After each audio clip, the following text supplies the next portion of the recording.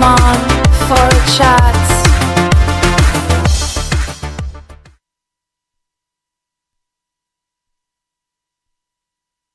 Bit of AI fun there, people. How are we? I did it. Love the voice. That was brilliant. Yeah. I just wanted to muck around with it and just wanted to have some fun, and it turned out to be pretty good. Anyway, so happy 302nd episode. Today we're going to be checking out the Akai Force beta firmware, as we promised. We promised to do it last week, but just couldn't because I was a little bit on the poorly side. But there she is there, the Akai Force is in front of me, so you can hear it. So we'll get onto that a little bit later. Don't worry, for those people who have joined us just for that, we do have regular segments on our shows, and everyone who's a regular on this show will absolutely lose their shit if I don't do them first. So you're just going to have to be patient. You saw it in the stinger. There's regular segments. There's Funny Side, there's News, there's Price Watch, there's Synth Quiz, which the Synth Quiz Master this week is Ian. So watch out, everyone. He is an absolute genius, and he's going to trick all of you. So, oh dear. Yeah. Now, hopefully... the chat bot is running. It is. I'm going to pin the Zoom link into YouTube. There it is. It's pinned. So if you guys want to join us on Zoom, that is, I think it's this button. That is the link there, just in case you don't have YouTube chat. We aren't streaming on TikTok anymore because I don't know, they've revoked. I don't have enough followers or something. Who cares? Then bye. Bye TikTok. But we are streaming live on the Twitch. .tv/Synth Geekery channel. So big hello to all the Twitch viewers. Please do make sure you do the follow-y, whatever you call it on there. I'll follow you back if that's the sort of gig that you want. That's no problem. I don't have a problem doing that. Obviously, the big audience is Facebook Live. We've got YouTube, and we've also got some other platforms like Trovo as well. So hello to anyone who's watching on any of those platforms. Do sing out. Synth Geekery show is about synths, drum machines, sequencers, samplers, eurorack, modular, all that sort of stuff, all the music tech that you love. We've been doing this for over 6 years, so if you're new here, where have you been? Answer that question in chat, that'd be good. If you're young and you think, God, these guys are all old, well, we are, so deal with that, just get over it. But we do actually have a bunch of knowledge, and maybe that might be good for you. So do stick around. I know old people don't necessarily tick the box of the coolness factor. Just think Dad's on the TV, or just watch Dad for a couple of hours. You'll be right. Anyway, let's get stuck into it. Rub our hands together. What do we got first? We're going to do a synth quiz. Now just let me load this up, because if I don't load it up, there'll be hell to pay. Why don't I quickly do where's my synth quiz button? There it is. I'll quickly say good day to Daren first. Daren, you can do a quick hello. Say hello to everyone. There you go. Hello. There you go. Hello. There you go. Beautiful. Okay. Then we go to next. Hey, everybody. Who are you? What's your name? Tell them what your name is. I am nameless.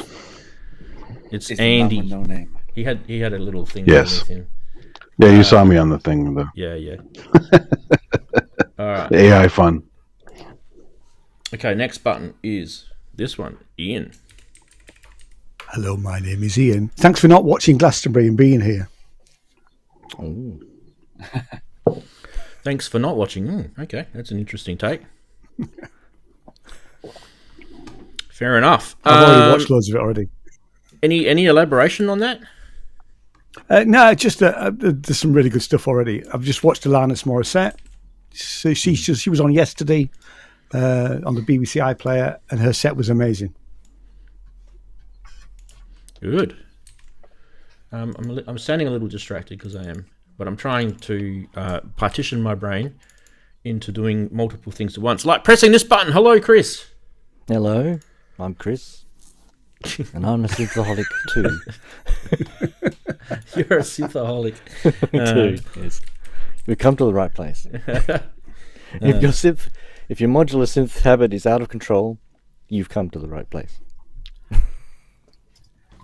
I do apologise if a couple of coughs are going to sneak through without me muting myself. This is sort of multitasking. But I'm still recovering, but I should be okay this week.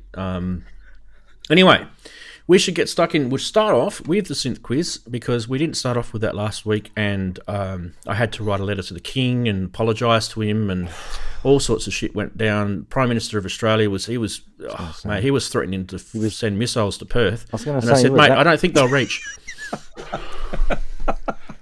He was that close to being executed, that's for sure. I was, yeah. I had to get the boppers to help me.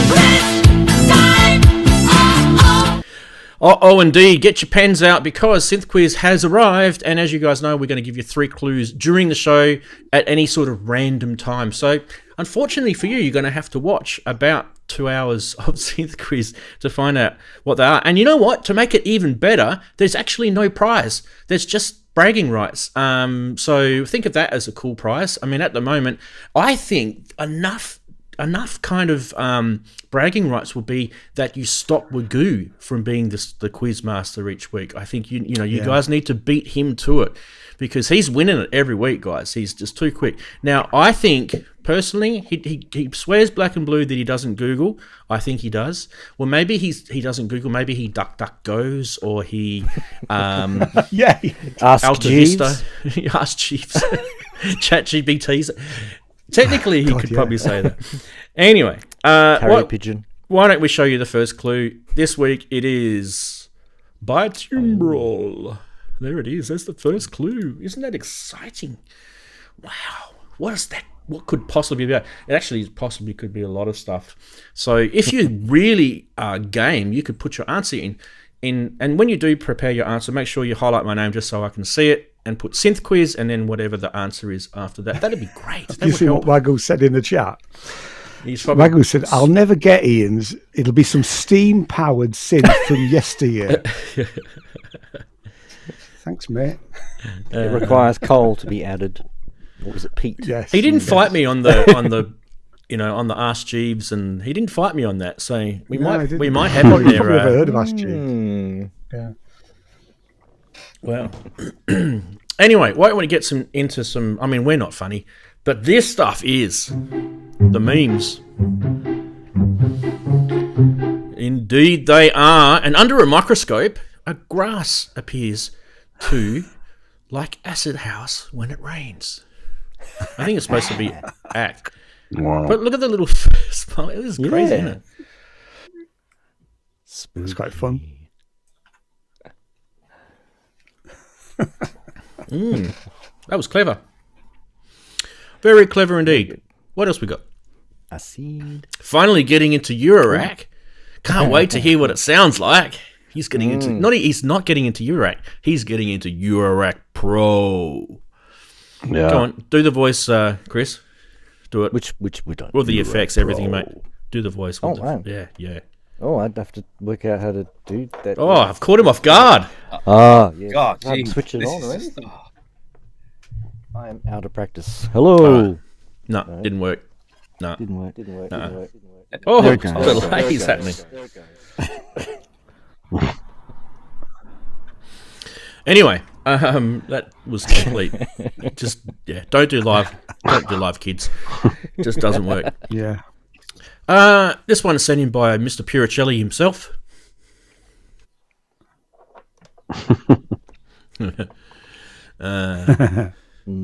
Just got to try and get that snare right, don't you, bro?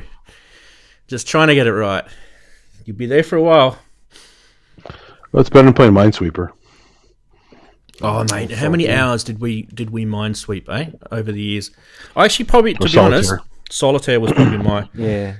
And instead of looking at the clock, Solitaire was my time sucker, vortex. I think this might be the last one. I'm pretty sure. Where are we? Where's my little thing? No, we got one more. You get a girlfriend. She likes music producers. She's actually interested in your songs. She helps you find out how to finish your beats.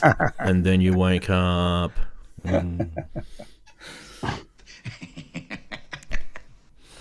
Ooh, that was a bit dark, wasn't it? With was the good. Joker That was laugh. Yeah. And the last one, bad gear. No. Wow. All right, let's launch the chatbot. The chatbot, go do some work. It's going to do some work in the chat right now. Chatbot is launched. Bang. There it is. The poll started. All you have to do is type in !vote space and the number that corresponds to your favorite meme that you saw.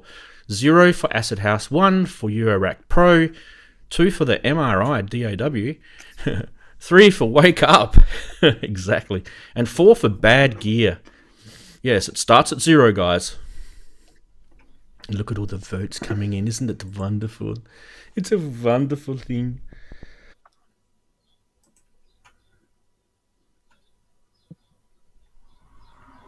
Wow, they're getting stuck into it this week. I wish I could show you, but if I showed you, it would influence the rest of the votes.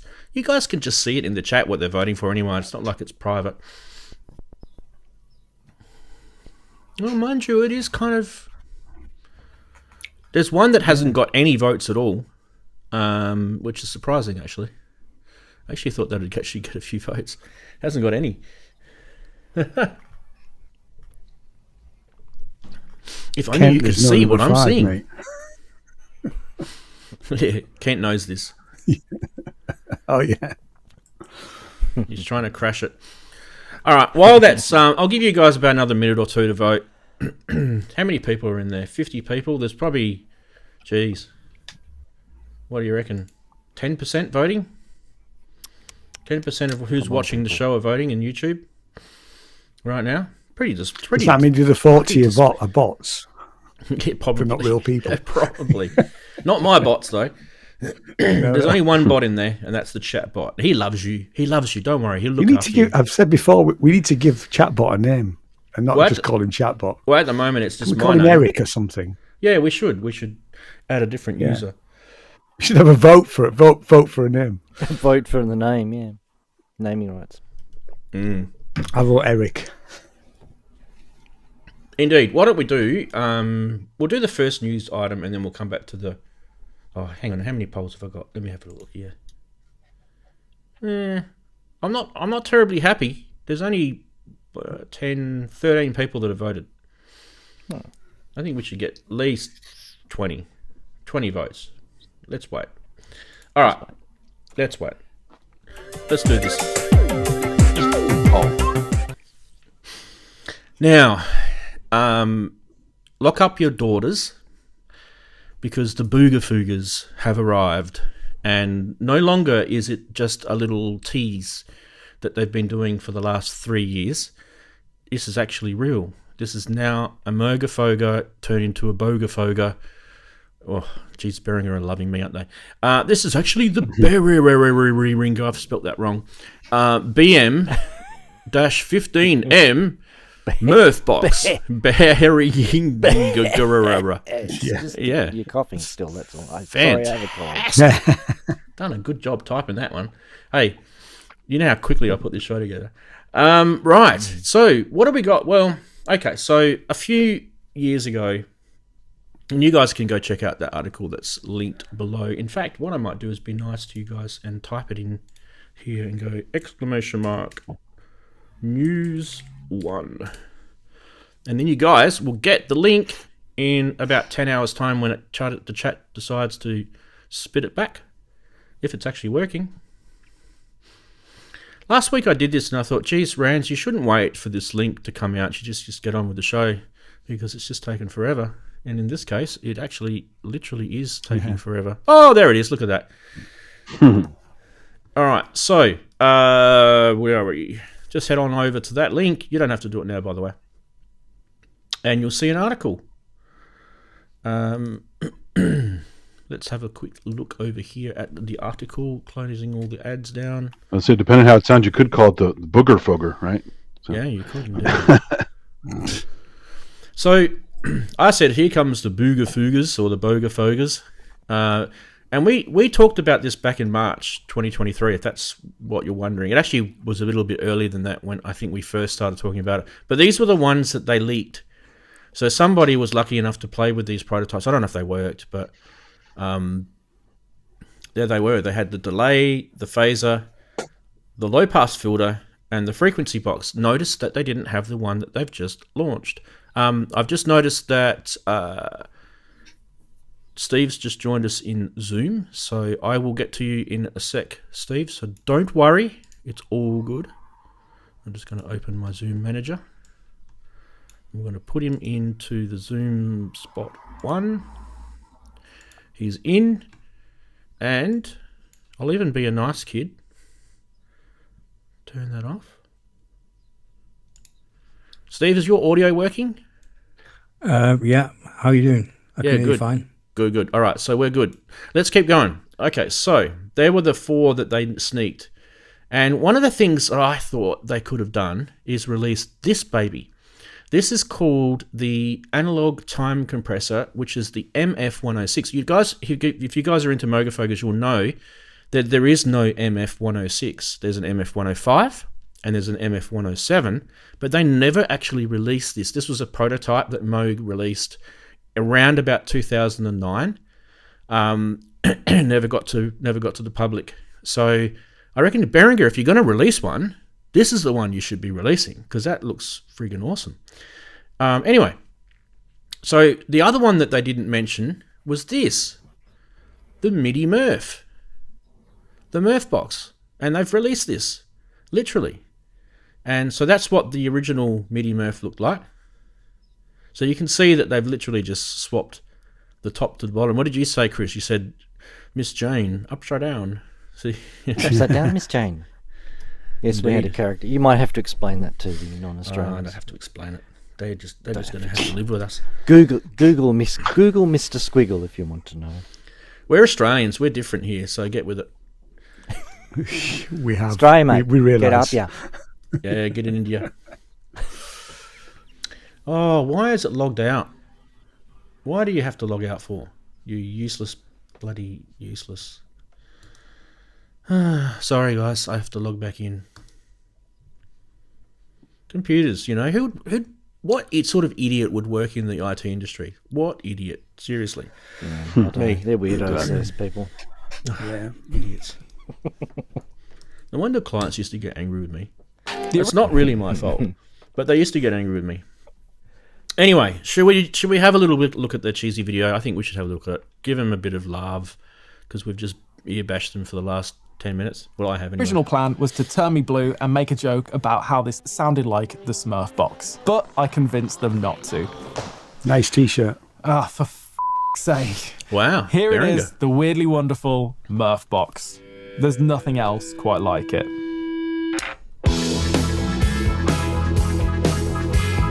A box full of analog circuitry with rich harmonic saturation and a tactile experience is something we know and appreciate now. But in the 2000s, when this pedal was originally launched, this type of technology was losing a fight against a digital revolution. But one creator had different ideas. He saw the value in analog. When photographs came along, people would have been predicting the death of paintings. This guy's talking but too not much. the artists. He is. Sorry, mate. You're Andy's talking got way very too much. Wordy. He's very Anyway. wordy.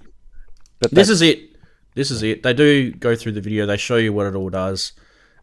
Basically, what you've got is a couple of things, really. You've got the... let's go back to this graphic, because then Daren can still stay there and he can look awesome at the same time. Hey, Daren. So basically what you've got is the little sort of channeled filters from 110 all the way up to 3.4K. There's like channel bands, 110 to 200, 160 to 300. And what they do is they obviously shape the audio based on those potentiometer sliders there. And they're obviously just a little level amount that lets through. And you can kind of shape the filter spectrum of your sound through it. But not only that, you can actually animate that. And it has a whole bunch of patterns you can see in the middle down the bottom. There's actually 10 of them. And those patterns will change. It's kind of almost like a little step sequencer thing, like a little sort of pattern sequencer thing that goes through all the different filters in a weird way. You can play around with the envelope, and you've got a rate which speeds it up, slows it down, and then you've got this animation mix, which is basically whether it's wet and dry. And also there's a switch just to the right of the animation mix label, which says freak, bass, and mids, and all that does is it just changes the range from bass, lower stuff, up to higher stuff. I mean, really, at the end of the day, it's a pretty simple idea, but it's actually quite genius. And this is Moog's idea, not Behringer's. The reason why Behringer are redoing them is because Moog are no longer making them. However, I don't know if they've actually asked Moog for permission to use their designs. I'm not sure. And I don't really know if In Music have a problem with them doing this. I guess maybe not. That's just why they've released it. Anyway, it'd be interesting to see what happens after that. And it'll also be interesting to see whether they actually finish the other 4 that they teased us with about 2 or 3 years ago. Anyway, I'm going to shut up now. Over to you guys. What do you guys think about the Bogerfogers? Well, Moog had software versions. I'm not sure if they're still supporting those, but they had for computer and for iOS. So I don't know what the story is on that. Reasonably new, Andy. So they should be. Yeah, I've got the iOS versions. they're great on iOS. Yeah. Yeah, they're superb. I'm not a huge fan of Behringer, but I'm going to buy one of these. Probably a bit Christmas present. I know they're about 125 quid, something like that. They're not that expensive. Yeah, That's Yeah. cheap. so cheap. You know. Yeah, and I've got quite a few Behringer guitar pedals, and the build quality is generally pretty good on this sort of stuff when they make it. So no, I mean I'll be looking to buy all of them probably at the end of the day, over time. So I didn't tell you the price, but there is a price. Ian, it's 129 is the price that they've told us. Just out of curiosity, I thought I would find out what the original MF 105 retailed for when it used to sell at Sweetwater, and it was $5.99. So, so it's kind of like, you know, a quarter of the price basically. Yeah. I mean, in a few months, your street price might be about 100 quid. Yeah, 99 is kind of what I've been sniffing at. Yeah. Do you guys want to see what the Moog software version looks like? Just while we're here, we can do it. Yeah. Because I've got it. Shits and gigs. Let me just move it over because Daren's in the way. Daren, you're always getting in the way, mate. What's going on with you? Bloody hell. There we go. I'll zoom in for you. There you go. That's the MIDI Murf, the MF105. So yeah, it's actually relatively new. I've only had this software for a few months, really, when I think about it. Yeah, same for me. So you can still get it. It's not analog. Sorry. Anyway. Real analog sound. Speaking of Daren, what do you think? Is that something you're going to get? Are you going to get a Behringer Mogerfoger clone?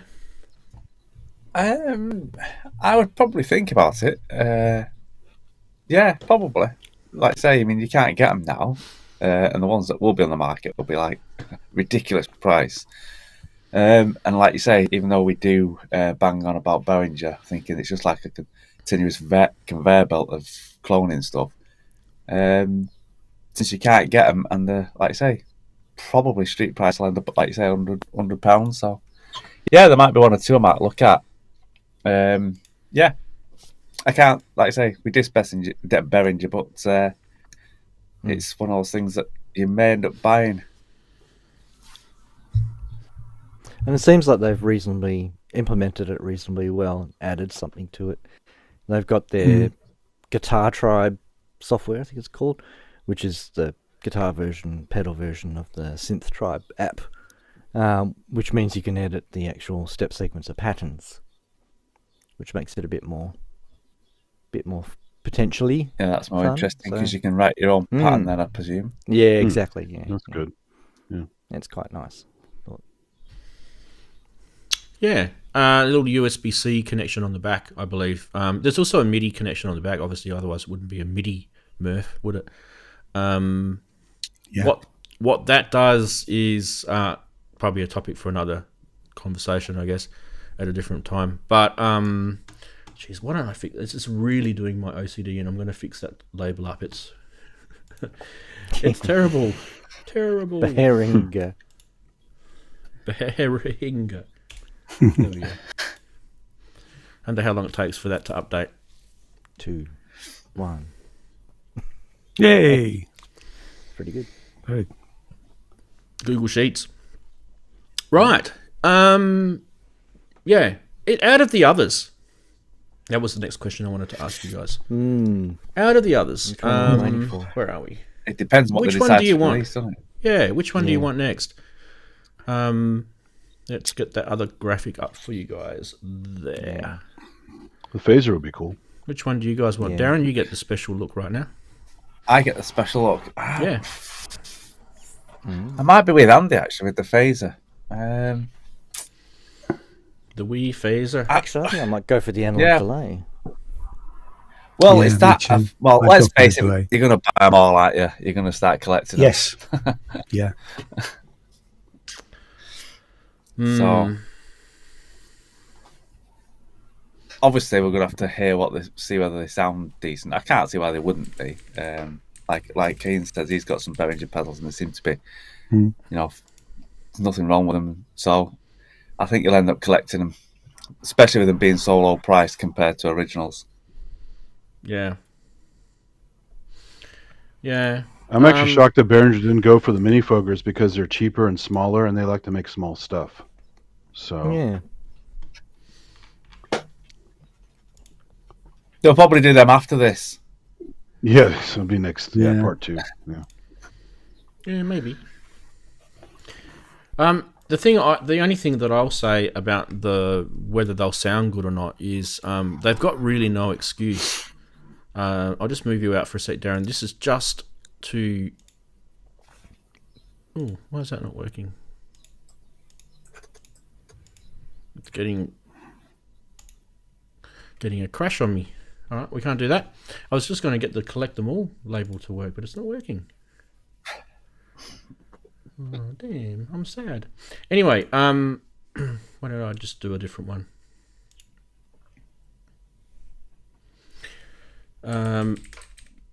What I was just saying is basically the schematics are out there on the internet for the entire electronics of these things.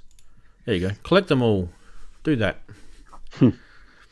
There's also a good point in the chat of if you've used Behringer apps before, especially on iOS, don't count on them to work forever because they've had some of their apps expire for up to a year before they redid them, and it could expire forever. Yeah. So. Yeah, but the point is that the one that would probably be the most difficult to do would be the 80-104 or the Behringer MF-104, the analog delay. And the reason I think this is going to be the most difficult for them to do is because even Moog had trouble making these at some stage. They had to actually stop producing them because they couldn't get hold of the BBD chips. And so now they, they at one stage they brought them back. I think there was like a short run of 100 or something. This is something that we announced on the show a few years ago. And I got really pissed off because I sent Moog an email because I was going to buy one, and they never got back to me. And then I found out later that they were only selling the people in the US, which I thought was complete arse. Well, that means that Behringer might struggle to delay then, and then do a Mark II, so they get a bit more money. Well, they'll probably just naff the chip like they did with the Juno Chorus. Yeah. That's what I think they'll do, and call it a Mark II. But anyway. Let's get Steve in. Steve, let's pop you into the bottom right hand corner. Sorry, chatties, but you guys aren't as important as Steve. Steve's more important than you.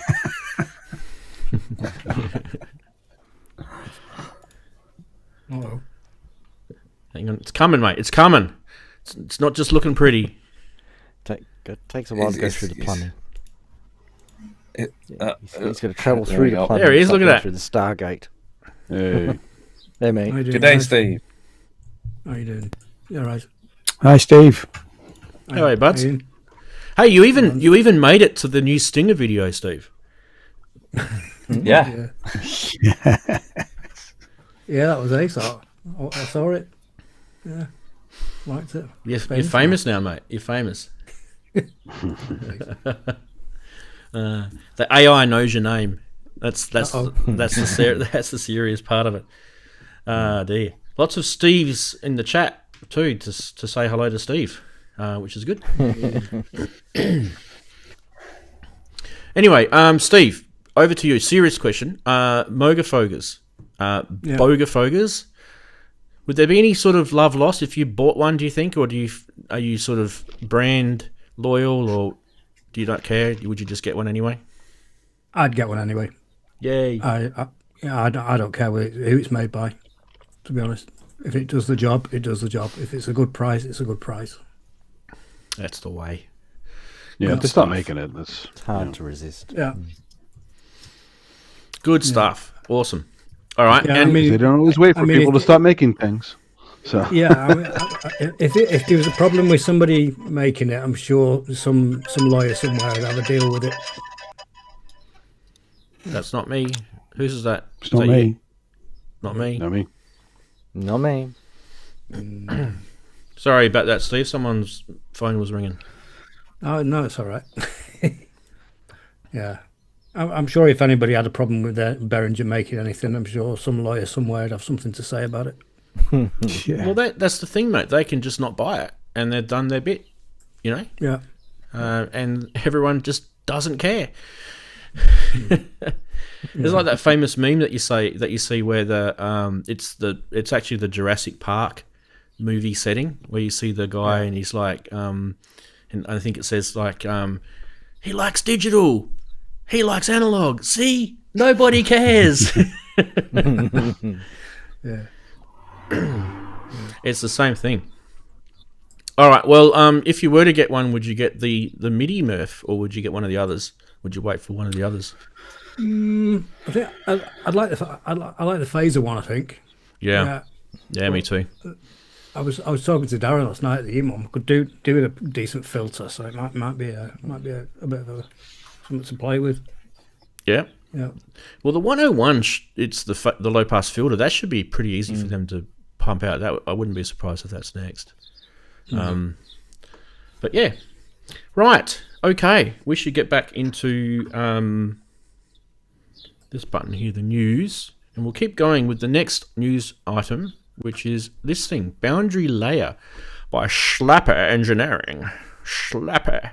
Give it a slap. We should like to come on and have a bit of slap with our eurorack.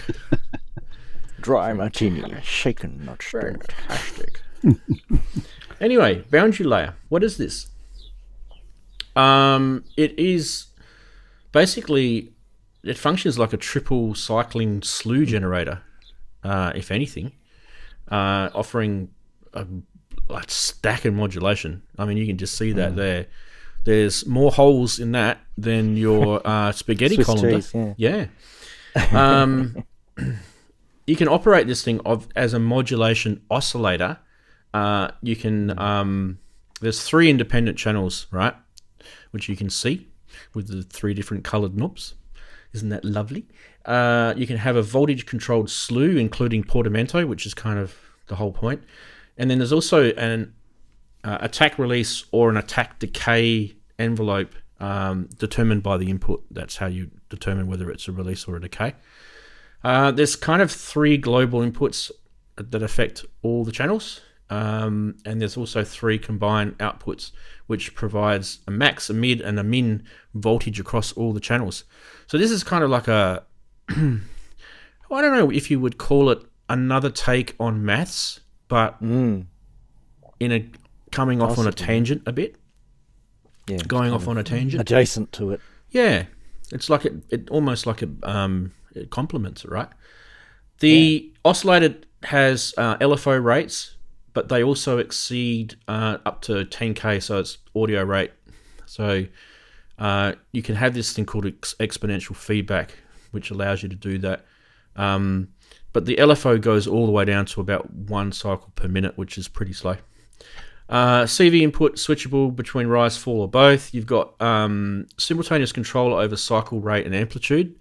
And I noticed that there's trig inputs for the envelopes, slew inputs for the envelopes, portamento or filtering, and there's also an end of cycle EOC output header, which is switchable between end of rise and and a full. So that's actually pretty cool. I'm thinking, I like this. This has actually got some ideas that give you kind of flexibility. In a way, it can be an interesting portamento. It could be an interesting portamento is kind of where I would go with it. 16 HP, pretty beefy on the width. It has to be because it's kind of 3-in-1. They could probably make a 1-channel version, but I don't know if it still is worth it. I think you would, it's like getting a 1-channel version of Maths, right? It's pretty shallow. It's only 32mm deep, and it's priced at 325 schmackaroonies. I better get the video going. There is a vid. We can have a look at it. Schlappi wants to show us all about the Schlappi. Let's get this happening. Now, I'm just going to show you the montage video at the start. There's 11 minutes. You guys can go check out the whole thing. Let's just check this out.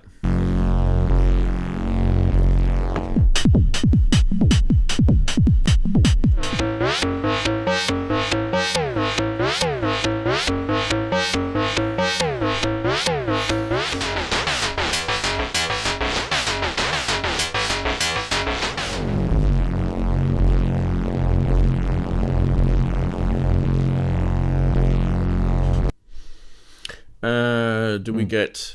Yeah, he goes into a whole bunch of detail about how this all works, and I don't think we watched that, but you guys definitely can check it out. I am going to put the link to this in the YouTube chat. Give it a couple of seconds, and that will pop out in chat, and you guys will be all happy about that indeed. Why did that go there? There we go. That's better. Anyone want to have a chat about Schlappi, the boundary layer? Yeah, I'll jump in. Yeah. Cool. Very cool. We haven't talked about the bound input, which is Indeed. See there in the middle. There's a little bound input. It sets the top threshold of the envelope generation or the slew generation, and it actually the rate of rise and fall is constant, so it gets there sooner if you lower the bound, and of course that means it slows down, speeds up depending on another control voltage. So that's kind of cool as well. It also changes its intensity because it's traveling over. I found that quite interesting. But just the combination, it's the cool thing about putting 3 of them in one module with that much. There's a lot of potential for cross patching. And you could conceivably make sort of complex envelopes out of them, which is always good fun. Yeah. Yeah. So I dug it. Not outrageously expensive. Yeah, cheaper than a Maths. Rather nice. Yeah. Yeah. It's what's not to like. It's a win for me. Well, it's a new idea, and it's not just another eurorack module. That is another take on something that we've already seen. It's a new idea, which I like. Yeah, and watch the video because you can tell that they've put a fair bit of thought into it. So I think it probably took a while to design. I think if you're scratching your head, Chris, they should definitely watch the vid. Because if you're thinking to yourself, it does take a while. Yeah. It does take a while to sort of explore. I think 2 things. It's not just a portamento times 3 thing. It's more than that. I have to admit, I sort of thought of it more of an envelope generator first and a slew after, but we just have different ways of expressing the same thing, I think. Yeah. I mean, trapezoid generator? Yeah. Well, yeah. I mean, what would you say, make Maths as a slew generator or an envelope generator? I mean, find people in both camps. My favourite thing about the Make Noise Maths is just the type of envelope that it generates. Is the shape of it. It's just the way, not necessarily the shape, because you can change the shape in an instant, right, with the controls, with the rise and fall and all that sort of stuff, and the exponential and logarithmic and linear. It's just that whole sort of control, just delicious little envelopes that pop out of that thing. It's amazing. I think that's really what it's good at, and I often get frustrated with. I know I keep harping on a portamento side of stuff here, but I actually get frustrated with portamentos in Eurorack because I find them inflexible. Untweakable. Yeah, it's. I guess if you like you understand that portamento has a whole lot of nuance to it, it's a bit frustrating if someone else trying to give you a portamento doesn't think of it that way, because then you're not going to get that kind of control. Yeah, no, you got a point. Yeah. And I think on top of that, you benefit. You've got your ARs or your AD envelopes. Like you said, that bound input gives you that simultaneous control over the cycling rate, and also the amplitude as well, I guess, if you want to look at it that way. Yeah. So notice there's there's that little cycle switch as well, which is kind of up the top between the first two knobs. Yeah. Which is a bit... Yeah, sort of. I think it kind of is sort of changing between an envelope or an LFO and a slew, traditional slew type generator. Yeah, that would look like pretty interesting on an oscilloscope. I think this is the sort of thing that you would want to get, your Mordax data out on or something. Yeah, check out their website because they have a link to 3 different videos, and one of them is a video by someone who I've never heard of, but they do a very good job of showing you on the Mordax data exactly what's happening.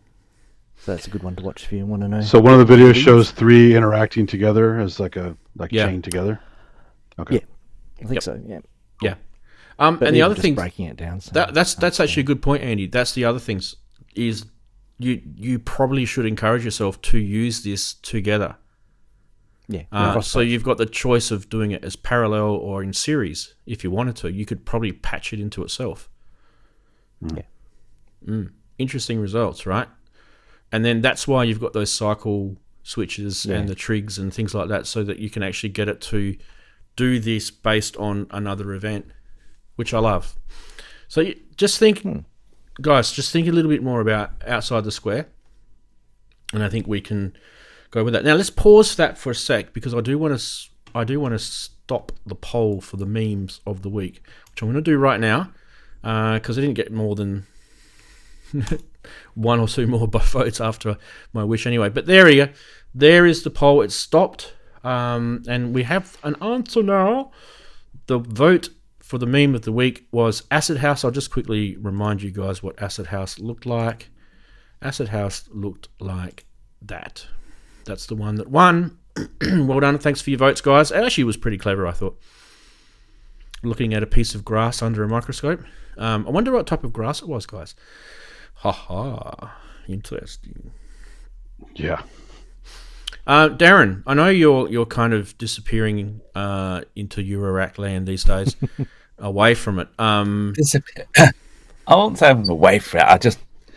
It's just there. I just don't use it as much as you. Well, actually, I think Andy's pretty similar. I don't think Andy uses it quite as much. Do you, Andy? Well, I only use it for live shows. Yeah. So I specifically picked on you, Daren, because I know Andy tends to hang on to his stuff, and Yeah, for sure. So do I. It's all there. Yeah, but his stuff grows. That's what I'm kind of where I'm going with it. It's a fungal collection. It grows and grows and grows. So. It's like a bunion on your toe. Is a fungus. Well, like hyphae, right? The fungal network, the mycelium, is a bunch of modular cables, right? Ooh. So there you go. Yeah. Anyway, Daren, is that something that you would add? Would you intend to grow your collection with this? Honestly, no, because I don't think my I'd have to, if I was getting back into Eurorack, maybe, but if you were asking me now, then it wouldn't be, because I'm not supposed to say this, but I'd be spending money on other things. But maybe if I was really into the Eurorack, I can see the uses of it. Yeah. Okay. Right. I'm going to say the same question. It does. Correct? I'm going to say the same question to Steve, who's on Zoom. By the way, Steve, sell the Zoom link right now. Just sell it to us. What's so good about Zoom? Zoom. That you can be on the Synth Geekery show. Look at the Synth Geekery show. Absolutely. Yeah. Famous. Wahoo. Yeah. Done it, mate. Look at that enthusiasm. Yeah, brilliant. Yeah, well done, Steve. Oh, cheers. Holding it up for the Zoom callers. Good on you, mate. Would you get the boundary layer from Schlappi? At this time, not. Only because I don't understand enough about that module at the moment to know, to appreciate what it can do for me. But I've seen plenty of stuff on maths. I haven't even got a maths. Ditto. Oh, yeah. And for modulation, I tend to use that Maestro thing from Acid Rain Technologies, because that can do all kinds of stuff like that. So for the moment, no, but I do like the look of it. I think it's well laid out, and it's a bit more. From the front panel's a bit more clearer than the Masters, because I do find the legend on that kind of stuff a bit confusing sometimes. But that's just me. The make noise. You want a math that's just like basically clear. I get what you mean on the maths. It does sort of. Once you've got used to it, Ranz, it's fine. It's brilliant module. Yeah. But at first glance, for someone, it's like, I don't know. Yeah, so I mean, that's the first time I've seen that. It just looked a bit overwhelming with all the inputs and stuff like that. So once I knew what it was about properly, then I'd probably have a serious look at it. Yeah, I'll be honest. The math still trips me up sometimes, and the most time it trips me up is when you're not quite paying attention to that particular thing. You've got your mind on something else. It might be that you're in the middle of patching something or you're recording something, and then you get frustrated and you're going, why the bloody hell can't I hear that envelope? And you forget that there's little attenuverters on it, and you forget to take it from 0 up to something or negative or whatever. And there's all kind of little things that trip you up with the math, so you got to be careful with it. But that's just me, because I'm a bit of an idiot when it comes to, eurorack idiot, I guess you could call me. This is why guys make videos like 10 ways to use your maths, because it's pretty variable. You can do lots of stuff with it. So. Yeah. The one I did, I thought it was cool, and I never knew you could do it. And then I thought about the logic behind it after I did it, was the little bouncing ball thing. I thought it was awesome. So you can get it to go bum, bum, bum, bum, bum, bum, bum, bum, bum, bum, bum. I really need to get into stuff and more of that kind of stuff, because I've just bought the emulation of the what's it called, EMS VCS3, to get those sort of Jean-Michel Jarre sounds. Ooh. It's on an iPad. It's great. Yeah, it is great on an iPad. It is good. Yeah. Hey, Ranzee had some Jean-Michel Jarre songs on the opening track. Yeah, I was listening to that. That's exactly the kind of sound I want to get. That was done, probably about 13 years ago, and that was done with Arturia's Mini Brutes. So, Jean-Michel Jarre sounding, but Mini Brutes making the analog sounds, using filters and things. Yeah. All right, we're going to squeeze over to the next one, I think, because why not? It's my show. Let's do this. Daydreamer. Daren, this is about you. This is actually an open source synth. I actually thought this was interesting. That's what I'm showing it to you, because I'm nice. The Daydreamer synth is a 6-voice paraphonic analog synth, and it is an open source platform. Obviously, you can see that it's kind of like that wooden type box that they've got there. There'll be some more information you'll see in the video in a sec. Basically, it's one of these synths that I guess if you wanted to and you knew how to, you could get all these specs from the GitHub directory and hack it and improve it or change it or whatever. But if you didn't want to do that and you just liked what he's done, you could do this. Anyway, it is a 6 analog voltage controlled oscillators and 6 VCAs. It just has the one VCF, I believe, and it uses a diode ladder low pass VCF, so that's why it's paraphonic. It does have a linear feedback shift register white noise generator. Oh, I love that. I love the shift register noise. It's one of my faves. It has playability stuff in there like velocity, sensitivity, legato, portamento, pitch glide, all that sort of stuff via the connections. It has a little LED note indicator.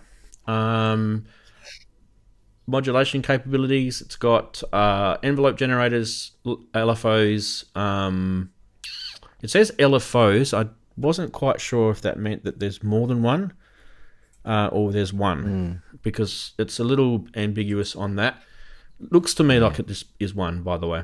Anyway, it does have a PT2399 bucket brigade delay in here. Thank you very much, Mum, for the rabbits, because we do love analog style effects. Yes, we do, siree. Anyway, we've got a little video with him mucking around with it. You can make sort of the first part of the video. He's kind of just tuning the oscillators and stuff. We won't show that, but I think from about here we kind of do want to see it. Here we go.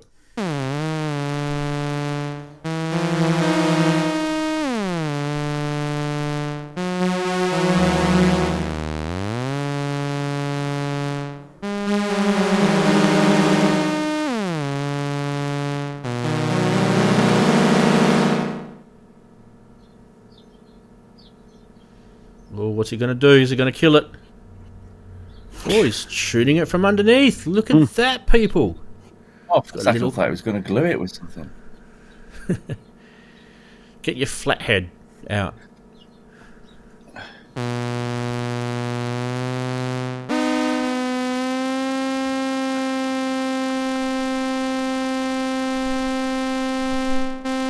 Anyway, he gets there in the end.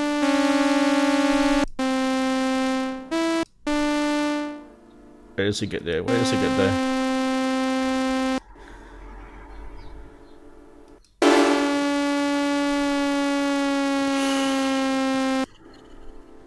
Here we go. Play it.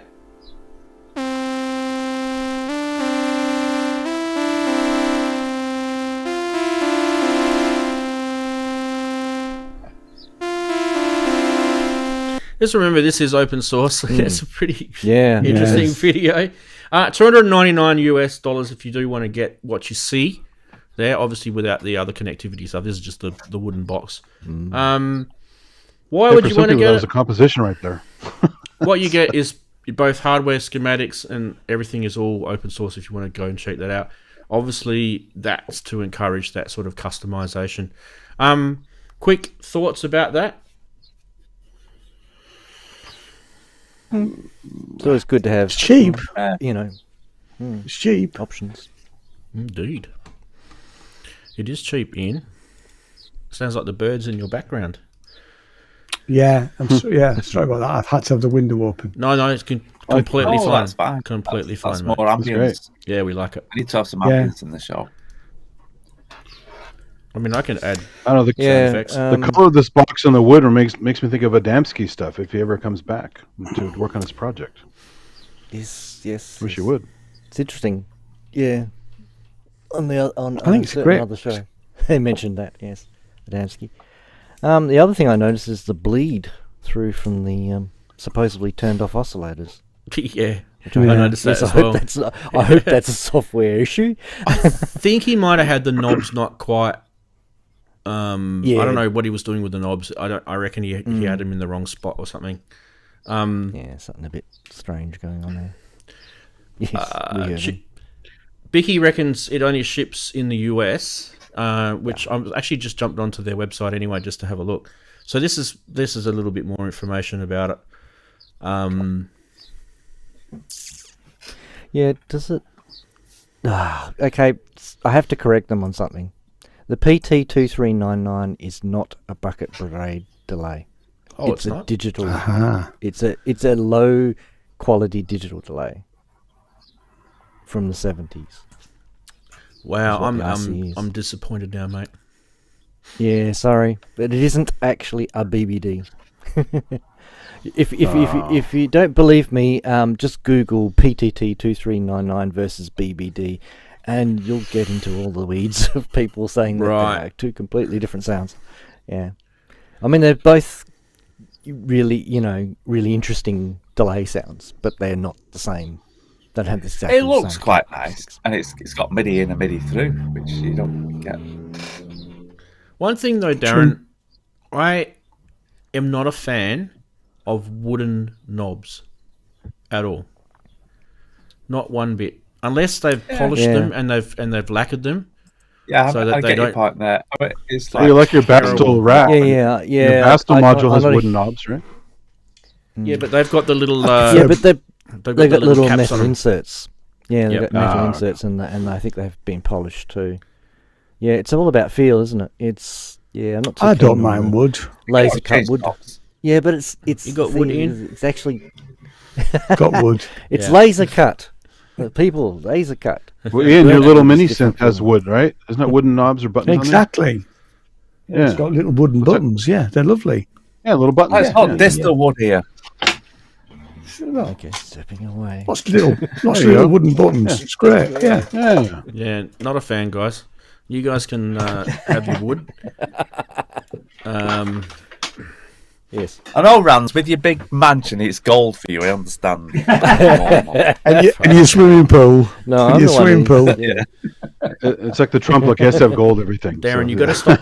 You got to stop looking at Google Maps, mate. Honestly, it's a lie. Sorry, well, it wouldn't show me. It's private. Yeah, exactly. Like Area Yeah. 51. it is in this room. It is a bit like Area 51. Yeah. Anyway, I think I don't really. I mean, I'll he did. be, I'll be honest. Obviously, he was. I don't know what the point Sorry, of go. it is. This is kind of where Yeah, I'm going yeah. with it. You go. You talk. I mean, I know he was tuning it, and it didn't sound great because it was just basic oscillators. But it'd be interesting to hear it as as a synth rather than just tuning Yeah. the I damn like the thing. name Daydreamer. I thought it was going to be like a drone synth Yeah. or something. That's what I thought. Yeah. Is there any other vids? Let's have a quick look on his channel here. There is another video. I mean, Here we go. There's another video. Let's have a look at this. oh, there's an example preset video. Yeah, there is. It definitely screams for a proper logo, not just the all caps word. So Yeah, it does. Yeah. All right, let's have a look at this one. Yes, sir. Maybe I should have chose At this least, video. yeah. And he has at least mixed case. oh, little cat noises. I'm buying it now. It's amazing. Yeah. Somebody feed that bloody cat.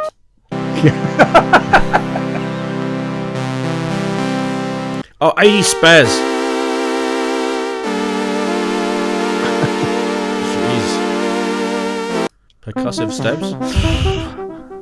This sounds better, yeah. That sounds cool. better. Yeah.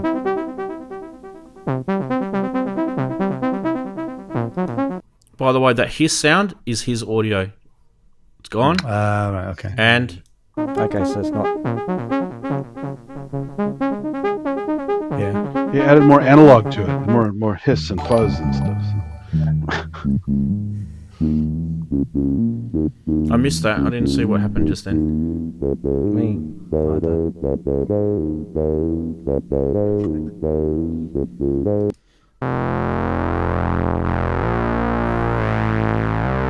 That's very mogi. I mean, it's pretty small.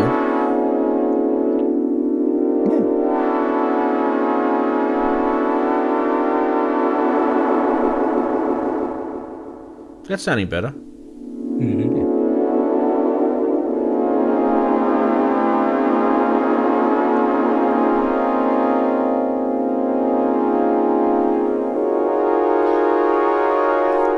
I don't know, guys. I kind of feel like that there's a reason why you don't really go with that paraphonic filter thing. It's actually better if you actually go to the trouble and make a proper filter per voice. It's really more important.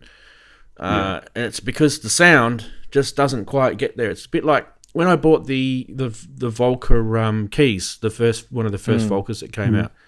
It just sounded very thin, you know. Yeah. Well, yeah, this is the very not much low end, a lot of mid range. So Yeah. It could be his recording too, Andy. I'm not sure. could but be, yeah. But he went through several patches, and they all sounded pretty. They all sounded, yeah. Look, I'm not loving it, but to you guys, you're more than welcome to love it.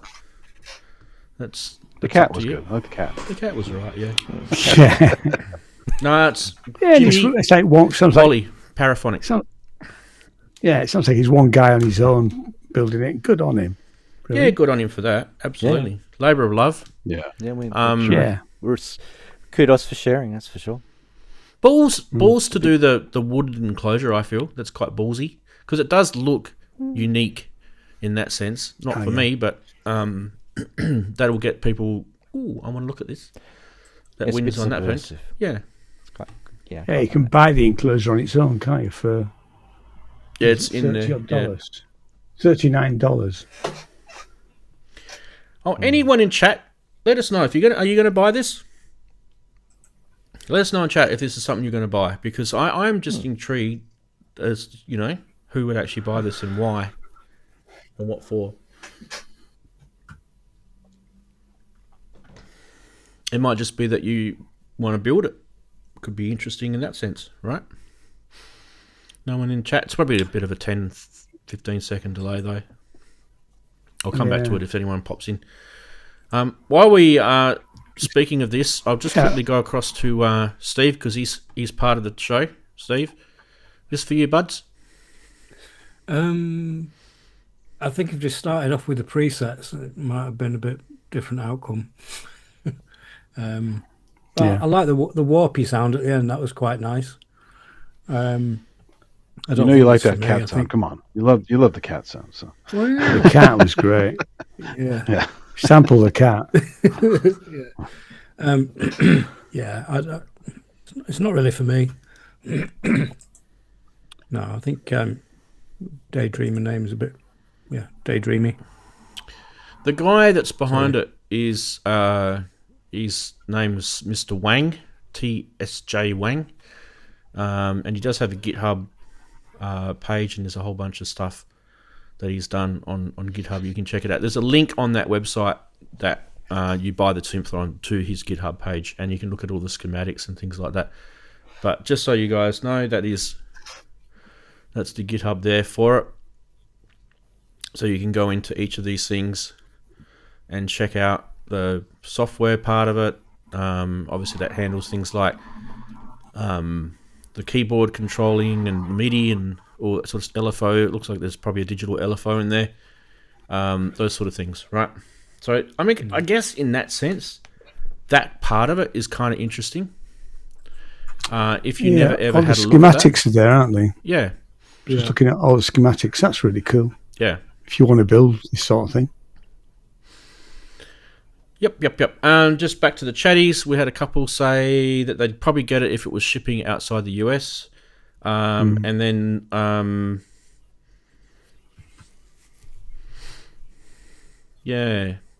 someone else mentioned not buying it. Probe said, I'm not buying it, but then last synth I bought was 8 years ago. So there you go. Like, not everyone is in the market for buying, and that's life. That's how it works in the big city. Yeah. Right. What have we got next? We've got this. I had to show this. It's a bowl. It's a bowl. Or a pan, if you want to call it what Roland call it. It's hand pan. Pan. So this thing is kind of like an immersive product, right?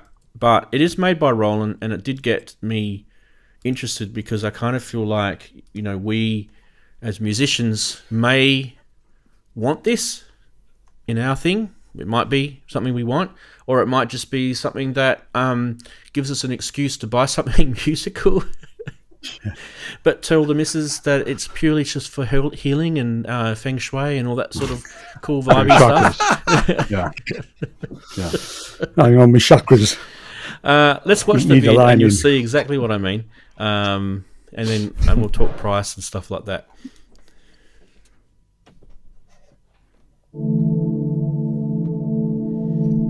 Oh boy.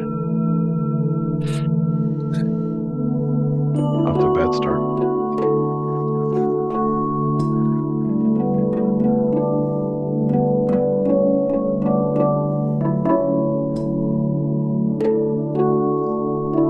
It's got a didgeridoo, guys. Didgeridoo. That's nice. Insta buy.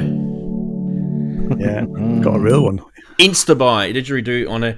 By the way, that thing in the background, you guys can see. I don't know if you really can see it. It's the Hand Sonic. It's the woman By Roland. Oh. HBD20. Yeah. HBD20. I'll go full screen on me. Here we go. Get rid of that. That thing there. Yeah. That's got those sounds in it. So, and that thing's been there for years, literally.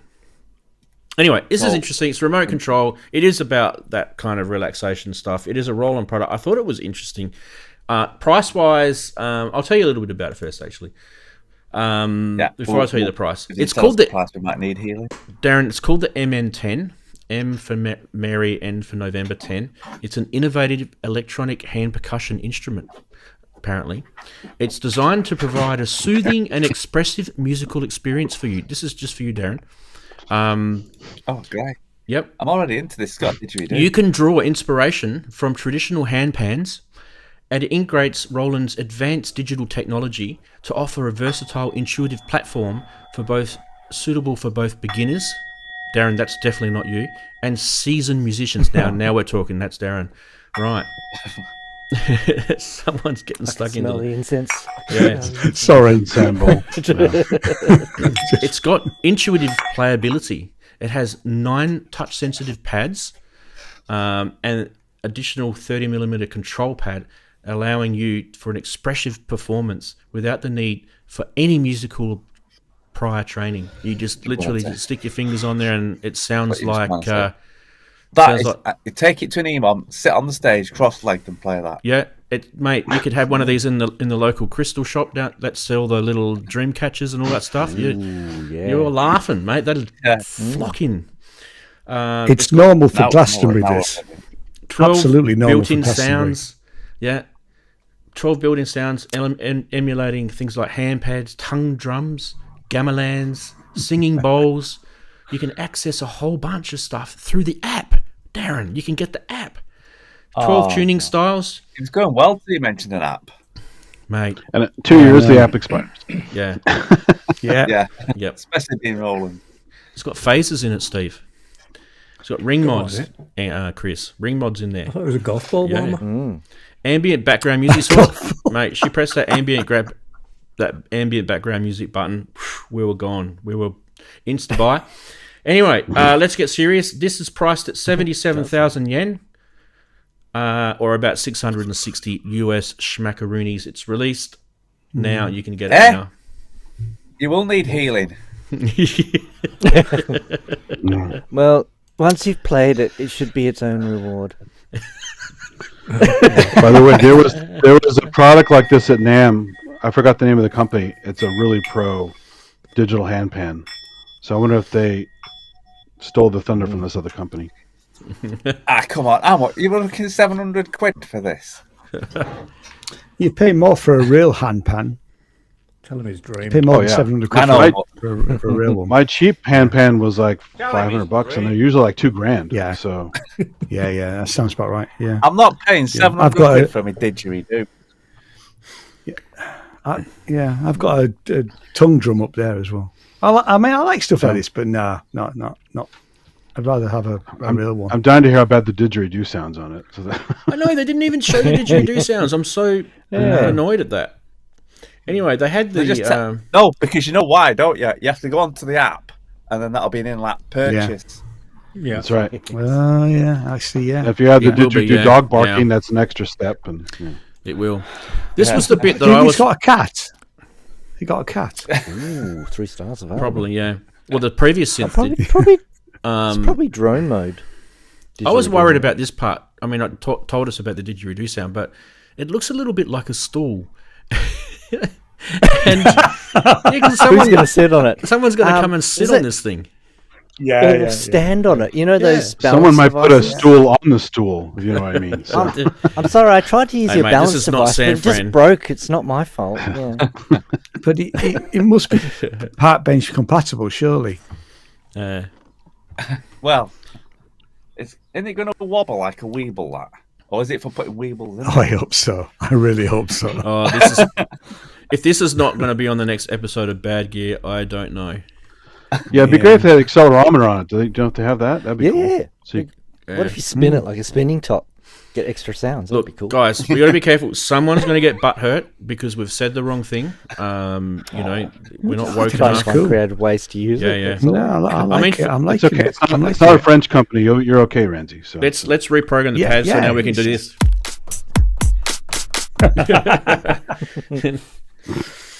All right, Now, I'm going to I'll get be on. buying one of these second hand. I'm going to get one second hand. We're going to move on, guys. This is terrible.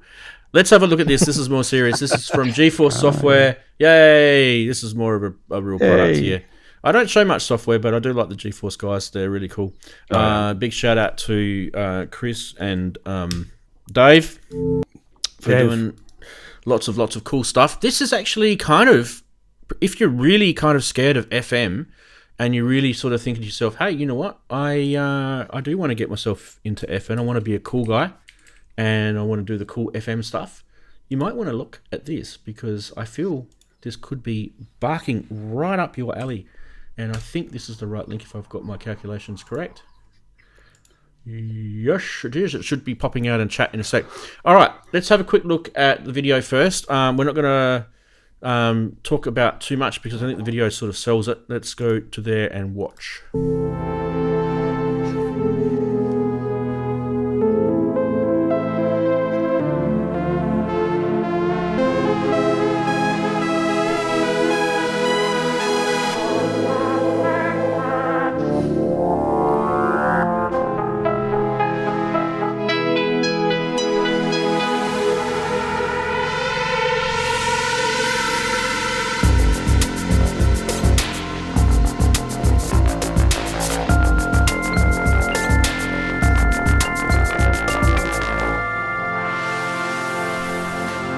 Oh, it's Ian's favorite controller. Oh, yes.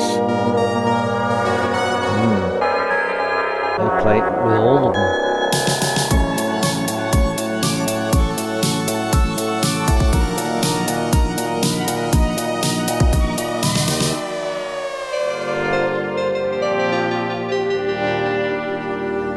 Where's the instrument?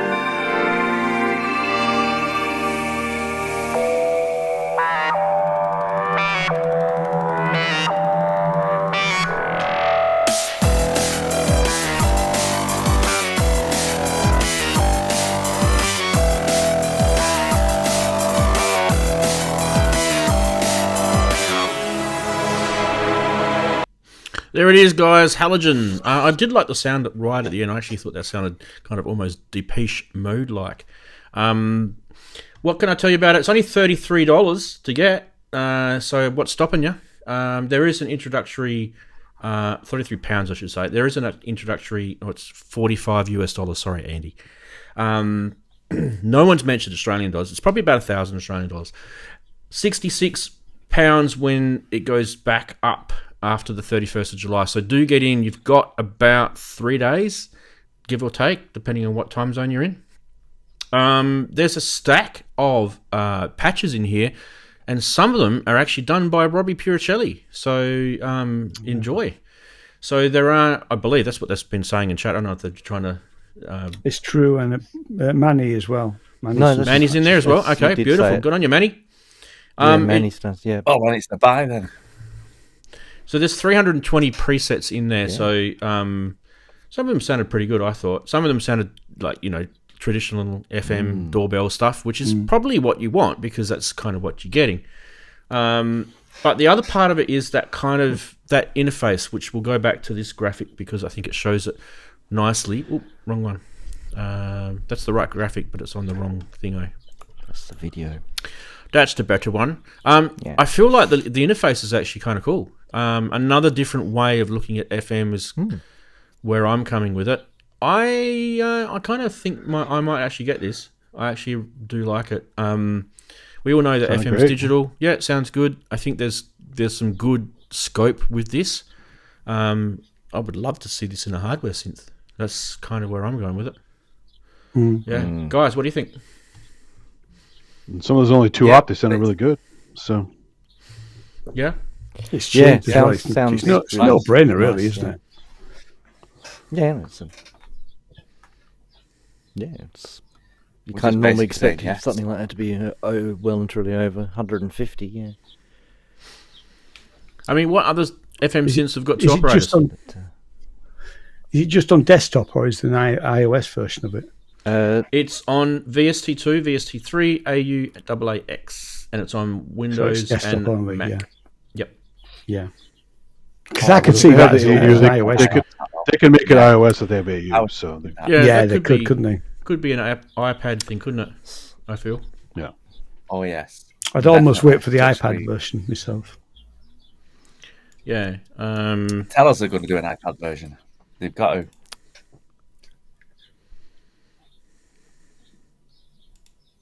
So say that again, Darren. I just said, tell us they're going to do one. They've got to, because I was just thinking of playing live with it as well. Yeah. Okay.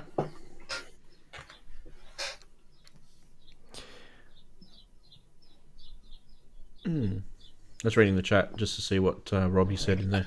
Yeah. Look, guys, Manny or Robbie, if you want to jump on and talk about it, you're more than welcome. You don't have to. Obviously, you guys are busy, got busy lives, and we haven't planned this. This is not a planned thing. But if you are keen to chat about it, that's cool. GForce makes some good stuff. I'm a big fan of their stuff. So never had a problem with their software. I've always thought it works well. Oh, yeah, the great stuff. The interface is interesting. It reminds me more of FXpansion stuff or some of the other things that have the colors like that. Yeah, like strobe or something, yeah. Yeah. Fuser. Sometimes software needs to make it into your studio because there's no other way better to do it than it is to do it on a computer. And these are What good does examples. Steve think? I know he's. Yeah, let's go down to Steve. Yes. Bzoo. Hey. I like it. What's not to like it? 30 odd quid. Yeah. I mean, it sounded all right. Some of them, that sound you mentioned at the end there, Rance, sounded really good. I like that. Yeah. That real sort of synchy, distorting thing. It was good. Yeah. It did sound nice. I've just got the website up now. Just on look to see so I can find it because I can't see the graphic very well on the Zoom thing. It's not that great. I was going to download it because there is a free demo you can get. I forget how long the demo goes, but you can download it and try it out before you buy it. And I was going to show it on the show, but we've got another stuff to do on the show today. Maybe we might have a look at it next week. Robbie thinks he talks too much. Well, you can come on, mate. I don't mind. I just think kind of where it excels, from what I can tell, I haven't used it, but what I can tell watching a couple of videos on this and a few other people talking about it is just the usability with getting different sounds to modulate and mix together, and kind of it gets you sort of onto that sonic development quicker than some of your traditional algorithm type FM programming that people are scared of. Kind of keeps you in the lanes. Kind of a lane keeper. Yeah. Gives you some controls, a little bit more visual than a lot of other things. So yeah. Yeah, Manny says it's a 7-day demo and there's a useful randomization feature. Oh, there you go, useful randomization. I like a good randomization feature. Yeah, that's good stuff. Getting hot in here. All right. Well, that's good. While we've got Steve there, Steve, would you like to introduce the second clue to the quiz? Yeah, go on then. I don't know what to do. Tell me what to do. Just say, here's the second clue for the quiz. Cool. Yay. Right. Ladies and gents in the chat, here's the second clue to the quiz. And then point just below you. There you go. Nice work. And what does it say? Matrix, synth quiz, clue 2. Matrix. Yes, Matrix. Matrix. Done well, Steve. You can run the show, mate. Got some ideas. Got some ideas. I'm retiring. Yeah, we're out. See ya. No. Fantastic. So you got two clues now. You got the first one, which you have to remember what it was. I'm not telling you again. And you got the second one that Steve just mentioned, which if you didn't get it, I can't help you. Too late. Tough. But you've got to beat Wagoo. You've got to beat him because, him and Ask Jeeves, it's just not happening. That is it for news this week. Out of all of that, there was a good cross section, I felt. We've got hardware synths, we've got eurorack, we've got software, we've got some crazy shit from Roland, And what are you guys thinking about getting? Crazy I'm going shit for the from crazy Roland. stuff. Yeah, it was pretty GeForce crazy, for wasn't it? sure. Oh, yeah, it is. Yeah, but not at 700 quid or whatever it was. $659. There'll There'll be loads from the second. One might be in Kent. Like a musical bird feed would be quite cool. Or Yeah.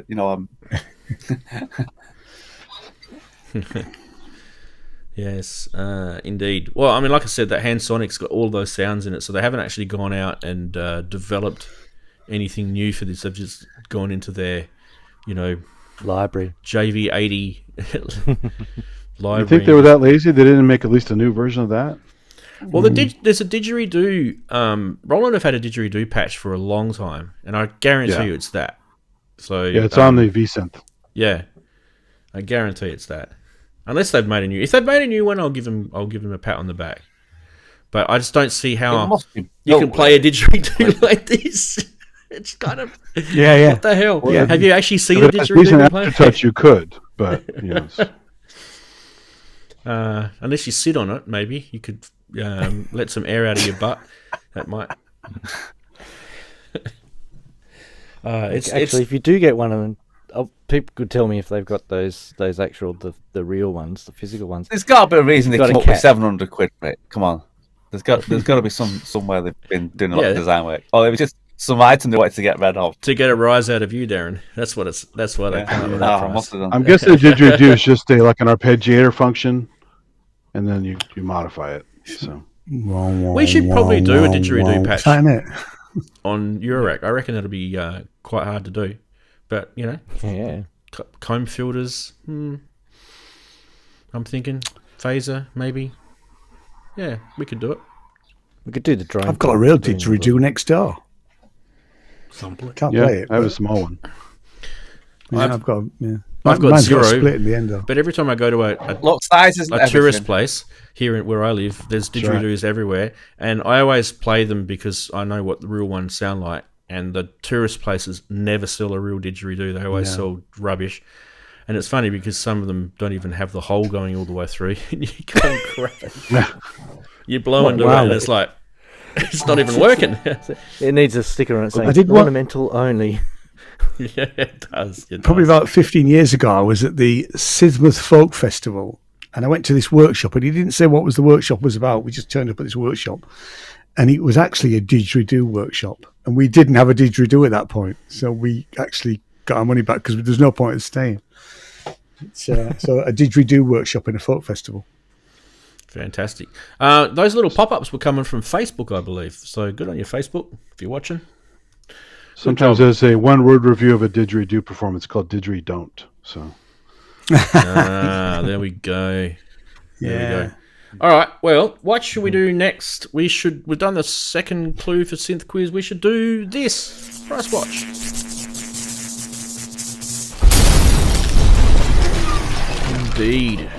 Indeed. Bang. Smash. Crash. I got that idea, that little video one day. I used to run this is years ago. I used to run this thing where I used to do sort of motivational talks to people in the IT industry.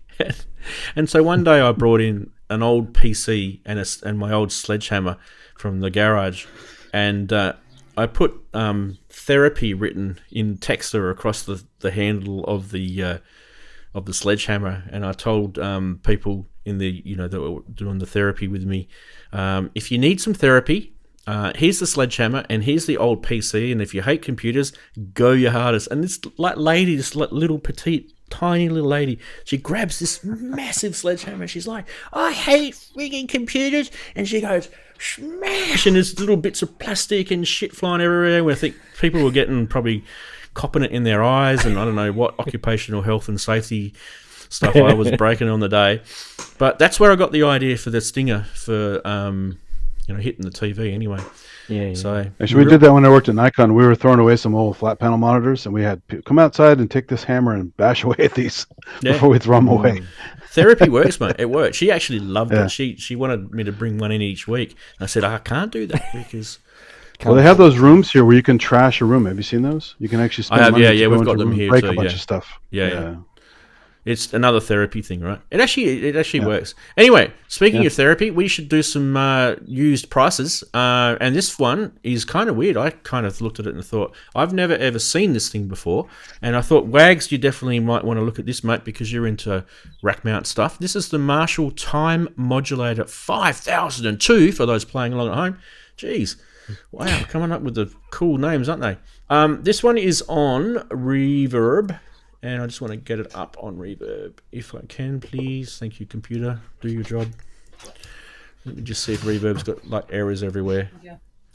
Nope, we're good. These Okay, are supposed to be classic pieces of gear. I've never tried one, but I heard good things about them. Let's have a look at this. So you can't be seen at the moment.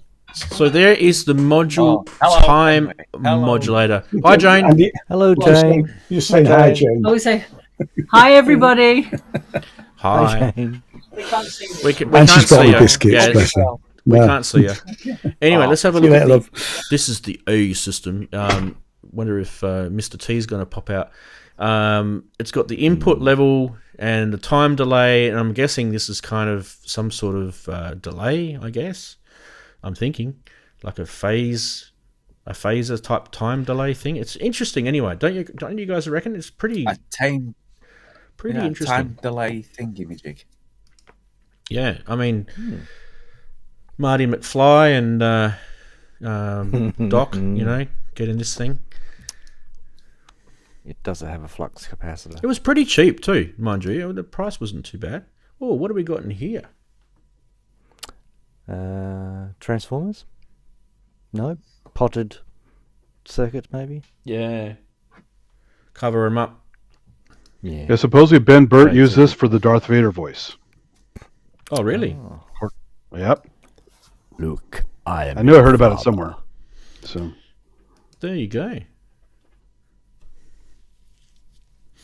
Serviced by David Kulka. Good on you, David. Good job. David does all the cool servicings. Anyway, what was I going to do? I was going to bang out of this so we could see the price again. So it's 5,682 Australian dollars. It is in Virginia at Henrico at Francis's Gear Emporium. Go check it out if you want it. Like I said, I've never ever heard of that thing before. So I was kind of intrigued.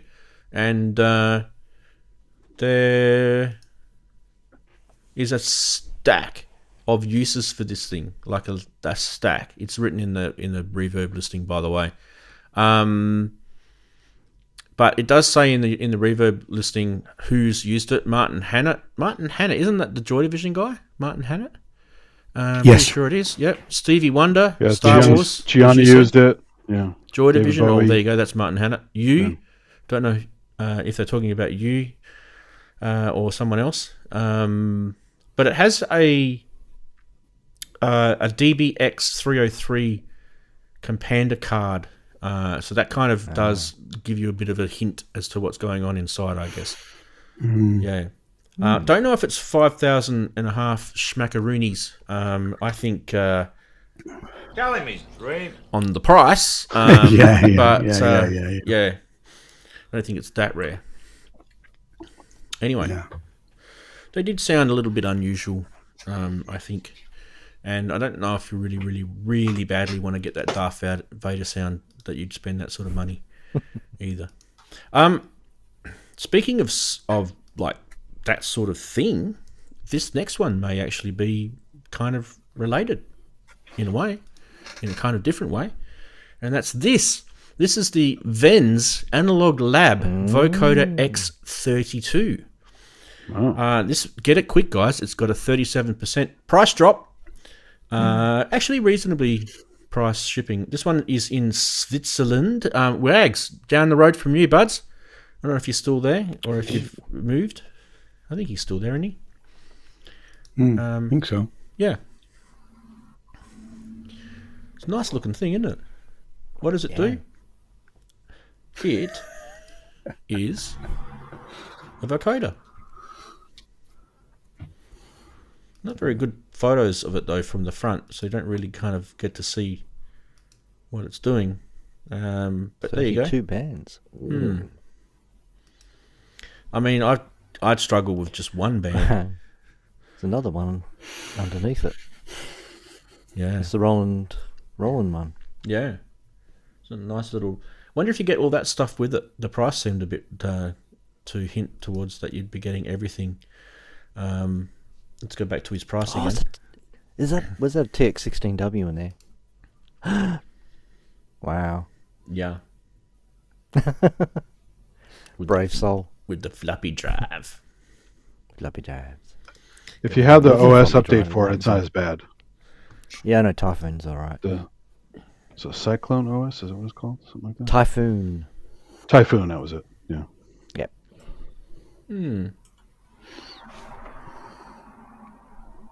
I don't know. Anyone... They're saying it's like the EMS 2000 is kind of what they're saying it's like, which is the older vintage one, I guess. So yeah, not really sure. Well, it's nice to get 32 bands. You only get 8 in the microKORG, and you get 16 in the Moog Classic. So. So it's about £1,800 in if you want to buy that, Daren, Steve. Yeah. I know you can see it, Steve, but I just thought people can't see you, so I'll put you up there for a couple of minutes. Darren, don't worry, you don't get left out. Darren, you actually I'm fine. You might be interested in this, mate. This is I know you love your Korgs. Well, this is the Korg 770. I do.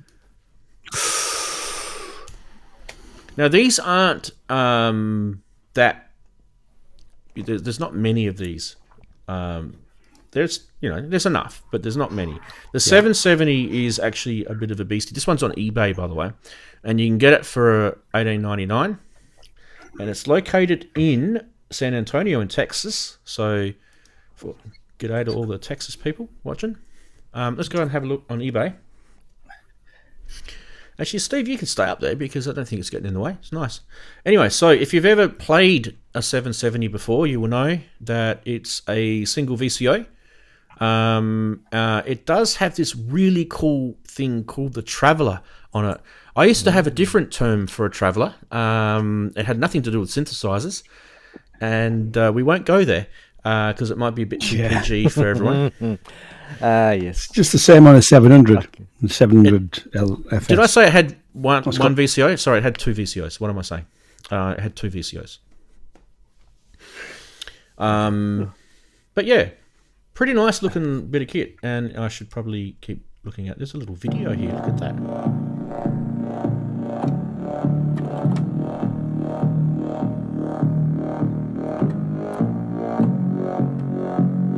Is it a band pass or a high pass doing that? It's like an early slow version of Skrillex. You can do so much better than this sound. Really can. I think he likes the darker sounds out of this thing, doesn't he? That guy. I mean, he's got the Kyra now, so he doesn't need this anymore, does he? Okay. There's a close-up of the Traveller. So the Traveller is basically the slider for the high-pass and low-pass filter. Together. Yeah. Okay. And you could expand it. This is kind of the interesting thing about this. It's got that... it's got the NOR and the REV switches on each of the filter. You can see it across to the right. Yeah. Yeah, that's what the 700 was missing. Yeah. Could you connect this to a 700 and have it work together? Is that possible with the jacks? There's no MIDI. There's no MIDI on either of them. No, well, the new but one I mean is, the CV gate kind of stuff. My old the 700 had a was modified. And you could probably do it with that. If this is, there'd have to be a modification to it, I think. Because it was Hertz volt, right? So, Hertz volts, Yeah. yeah. This thing's got a couple of missing caps on the switches. You can see them there. Is one broken? Well, I don't know if it's broken or if it's just the cap is missing. Just there. Yeah. Is that the one you're looking at, Ian? Yeah. I think it's just a little cap on it missing. The mode's got a cap missing as well, hasn't it? Yeah. This one here as Same. well. Yeah. Where was the? There's also something missing off that one as well. Yeah, the little. Yeah, what they've done is they've disc. modified that because part of people used to do it a lot. The 700 had where you couldn't go in both directions, and people used to just shear off the edge. What Korg do now is that they give you two end caps to be able to, move them up and down on the Traveller.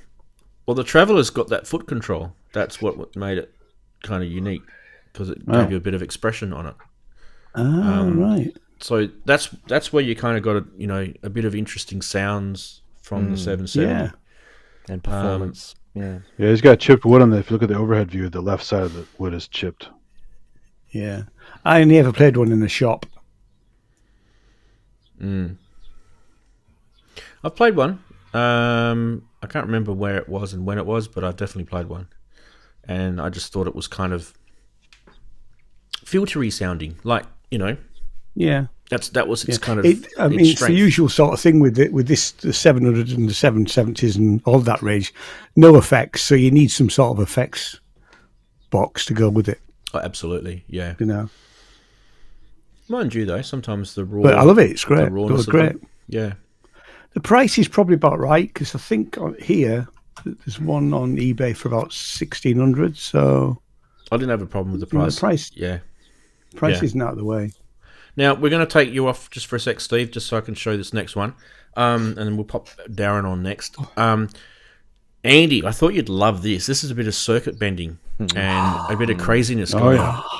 This is the Yamaha DD6, and it's got an external joystick controller on it. Superb. How cool is that? That's a DD5. That's nice. This is only about 190 pounds. It's pretty cheap. This one's in Manchester, so Daren, you could just pick this up, mate. Just walk down the street. Yeah, that's why I thought I'd bring you in. I might. Yeah, just down the street from Cool. Daren. And there's a video as well. Is that video Let's live go as check well? it out. I That don't video- think so. I think the video is just part of Reverb's stupidness. But there you go. There's a full-on shot of the circuit bent jobber. I love this. Look at the joystick. Nice quality one with micro That's switches. Micro switches. Oh, then maybe there is. Have we got a video? We do. Let's have a look at it.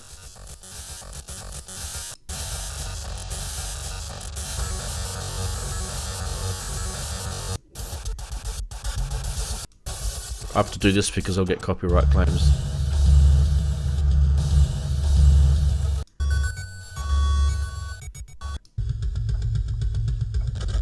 Just need to tweak the stick. I'm tweaking the stick. Alright, no more because I'm going to get in trouble with that one. Yeah. Darren, Can is this a buy sound for you, mate? It looks cool anyway. It looks cool. That This was guy very does political. loads of this sort of stuff. He does loads of, circuit bending Circuit of bent stuff, yeah. keyboards and stuff. Yeah. Yeah. He's got a Yamaha SHS 10. It was interesting anyway. I don't know if That's it's for not me. sick, yeah. Someone will buy it. I mean, it's pretty cheap, 190 quid. This next one, I'll tell you, it's not cheap at all. And I don't know. You guys will have to Roland Bowl minute. You'll have to explain. It's worse than that, Darren. It's worse than that. It's a Macbeth. I'll just take you off for a sec, Darren, so they can read it. A couple of Roland Bowls. This is the Micromac RX series. It's a Eurorack synth module. I don't remember it ever costing like £4,000. What? Yikes. Yeah. I don't ever remember it costing that. I think that definitely deserves this. Telling me, dream. But they don't make them anymore, so that could be why they're trying to sort of get it. This one is in Chicago, And how many the of them Windy are out City. there? Yeah. Well, probably not that many, according to this guy anyway. Let's have a look at his Reverb listing, because it's quite interesting. It's got some decent photos of it. It is Eurorack, so for those who don't like Eurorack, close your eyes. Look away. Yeah, Yes. look away. Avert your eyes. It's got an interesting faceplate on it, where it's kind of like the metallic paint, little specks in it. It's not dust. Hammered. That's actually, like a metallic paint sort of faceplate. Bit of pearl in it or something. Yeah. So mild Jackson Pollock. Just looks like a standard Eurorack module to me. Yeah, Lots of bit older, but knobbage on it, though, isn't there? yeah. Well, I've never been a huge fan of those knobs, Yeah. particular ones. I don't know if I want to do that. But, yeah. I don't know why he says it's super creamy, but I guess maybe he likes the filter on it, if you know what he means. Yeah. I'm not going to play the track because I'll get copyright claim, but you guys can go check it out.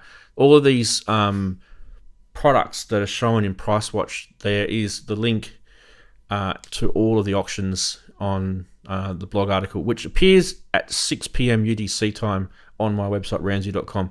And there's been links to it all the way through. Like, I think if you look up in chat just a few minutes ago, there was the blog link written in there. Chris, anything there for you, or do you think it's kind of a bit crazy on that price? Crazy. Yeah. I'm afraid. Yeah, I reckon it's definitely heading into the dodgy territory. Indeed. What For about you, mine. Steve? I know you're into Eurorack. Are you into the rare stuff, mate?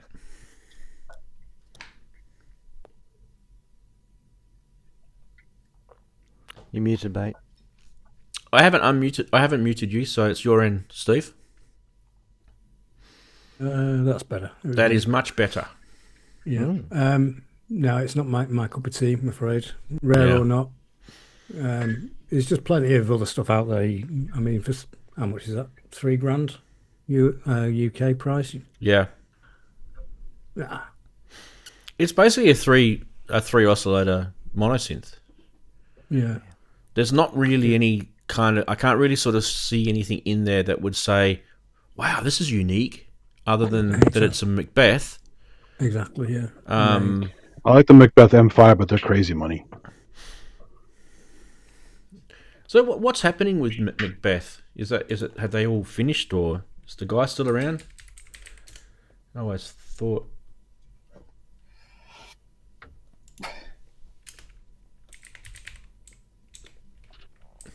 Kent should know. I think Kent knows him, right?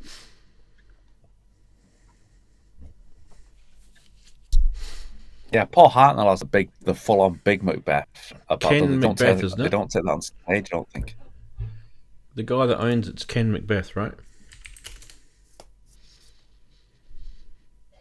I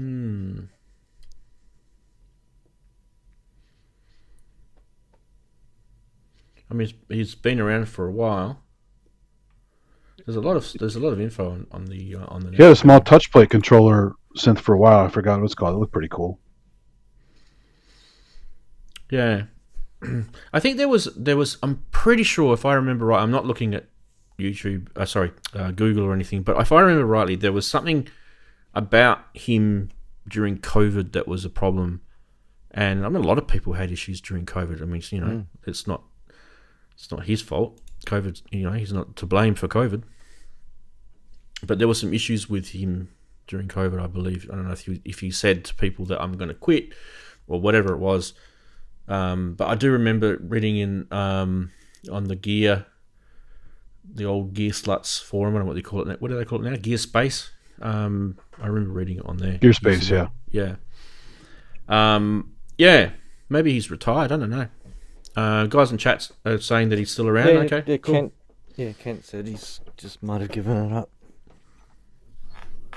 Gotten out of the synth business. Yeah. Yeah. Well, that might be why, he's no longer doing... It might be why it's fetching prices now, right? Yep. I've never seen anyone with his gear. I mean, it was always kind of rare and expensive, so it's... Yeah, Orbital had the Macbeth. They had a huge Macbeth, and they used to take it on stage, but they've stopped doing that because it costs too much to ship. Yeah. And the fact that if it breaks, you're a bit screwed. Yeah. Yeah.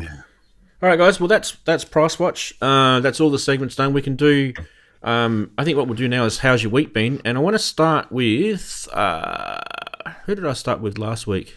I think I started with you, Chris, didn't I, last week? I think it did. All right, well, let's do that again. Because you weren't expecting that. How's your week been, Chris? My week's been pretty much like the last week. No, a little bit more excitement. Sold some more stuff from the shop, which is good. Stuff. Someone pretty special to us, Yay. known to us, but I won't mention his name unless he wants to be known. Which is much appreciated. So now I've got to get more boards made for the GP82 because I've run out of boards. So that's what I was doing the first half of this week, was getting a new run of boards done. I've had some feedback on some of the challenges soldering some of the stuff on the board I was getting redone, so I made some alterations to make that easier to solder. So it was a good opportunity to do that. So yep, that was what I did. Just came today. I had a lunch with all of my workmates from my closed down workplace. We get together every 6 months and have a lunch. So we shared a bevy and I ate hamburger and good times. Although I did scratch my car, so that was careless. Oh no! Oh, not a bad scratch, but yes, it was. I was a bit late and I got a little impatient, and a pylon got a little close. Underground car park. I swear, officer, the pylon jumped into me while I was driving coming in the other direction. Yes. I don't know if Eagle Eye will notice that I actually have a quarter of my front tooth missing, which I actually had last week, but I didn't get a chance to mention why. That is actually an old injury, so to speak, from 25 years ago, and the repair finally failed a week before last. So I now have to go to the dentist, get some dentistry done, which will be interesting because I haven't seen a dentist for 25 years.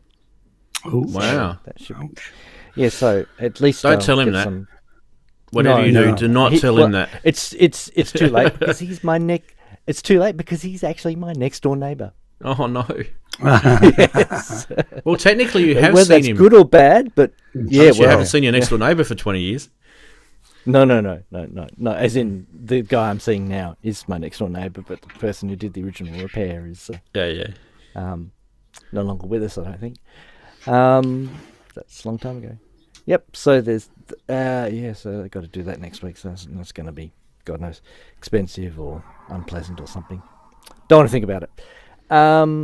Still working on software. It takes forever, especially when you can't really give it focused time because there's interruptions, life I hate going that, around. You know, it's like rants. It's too bloody cold. I'll say it again because it's another week where it was too bloody cold. It was nicer today, though. It was warmish today. It was quite pleasant. 20 so it was degrees good to be today. out.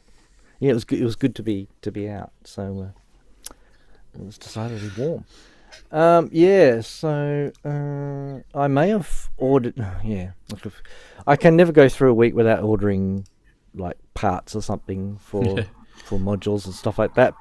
And of course, usually something slips into my cart. So again, something slipped into my cart. I'm getting the eurorack module for the BBD. So Rant would probably find that. Give me lots of pats on the back for getting another BBD module, but you never have enough BBDs. Yes, and I do quite like that. I liked his video and I liked the module, so I thought, yes, I'll have another one of those, please. And I enjoyed making the last one, which is over there. So that's the feedback, is it? Sorry?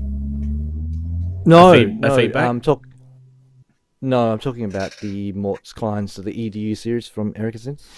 Oh, okay, cool. Erica Synths. Yeah, Mortz Klein is the guy who does the videos. Yeah, he's cool, that guy. He's cool. This is another one of his modules, the BBD, where he goes through the whole, from the ground up, how to make it work, which is pretty cool.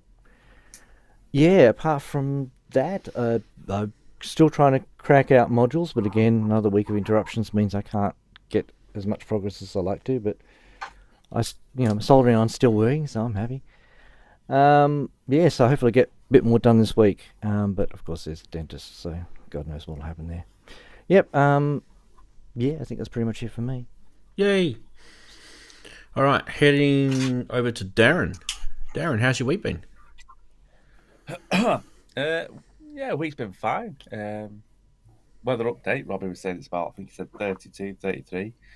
It's about 30 odd. We're having another mini heat wave. I'm sorry to go on about it, but it's lovely. It's lovely. We warm. like the weather. Yeah. So it's not quite as baking it was last few weeks back, but it's getting warm again. So hopefully it doesn't last too long. Then I played Stafford Emom, so I was giving everyone a taste of me off the tracks set. It was only a taste, mind you, because I think it was about 25 minutes. It'll be slightly different off the tracks, but it was just a taste.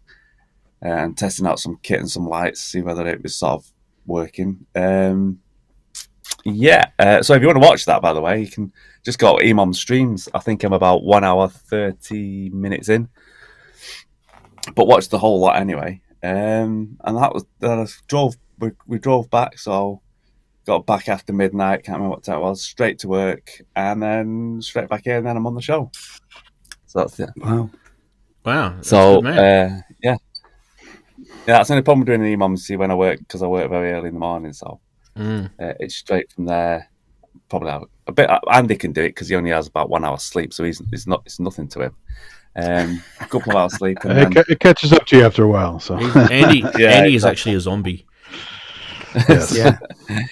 Yeah, but a couple of, straight to work, come back here. So if you want to watch the stream, Emom Streams, it's a taste of the off the track set, and Chris, there is some snippets of four warnings and 23, I suppose. I've sort of blended it. It's a completely revamped version of the album, so you get a bit of a taste of that. So that was my week. Yay, Daren. Well done.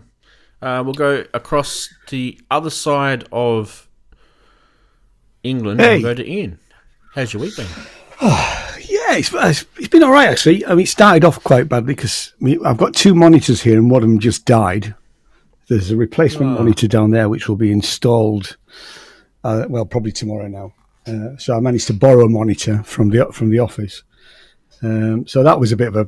Actually, having said that, replacement monitor, 32 quid delivered without the stand. So I've had to use the stand off the old monitor, so you can't complain at that price. What else? I went to Pictures. I went to see 28 Years Later, the Danny Boyle zombie movie. Should we say the jury's out? I wasn't that impressed. It was okay. But, And then prepping for next Friday's Wells Emom, which is the stuff I'm doing here. My next album will be released on the 24th of July, Bandcamp only, and it's called 96th Day of the Year. So I'll probably be putting some videos for tracks out on that in the next couple of weeks. And I'm playing at Gearfest in London, London. Now, the trouble with playing at Gearfest is it's at Talyard near King's Cross. So I've decided to pretty much do it all in an OPZ. So I've started to start working on the set just on an OPZ, which is something I've never done before. I've got 3 weeks, so that's not so bad, really. But so it's not that hard. It's probably about. It's fun, actually. Yeah, exactly. I mean, it's I'm glad to get back into the OPZ because I haven't been doing very much with it, with the Seek track and other bits and pieces and the Terror. So actually, update on my Terror. I've contacted Soma about my buttons on my Terror, my sensors, sort of the lacquer coming off. No response from Soma direct, but Juno in London, who I bought it from, have been really helpful. They are trying to sort it out for me. So I'll let you know a complete update. I mean, Soma say to put nail polish on it, and I'm reluctant to do that. I probably said last week, because it probably changed the feel of the damn things, really. I'm not the first person with this problem. but I've only had it 5 months with not an awful lot of play. I've played 3 gigs with it, really. So it's slightly disappointing from, that point of view.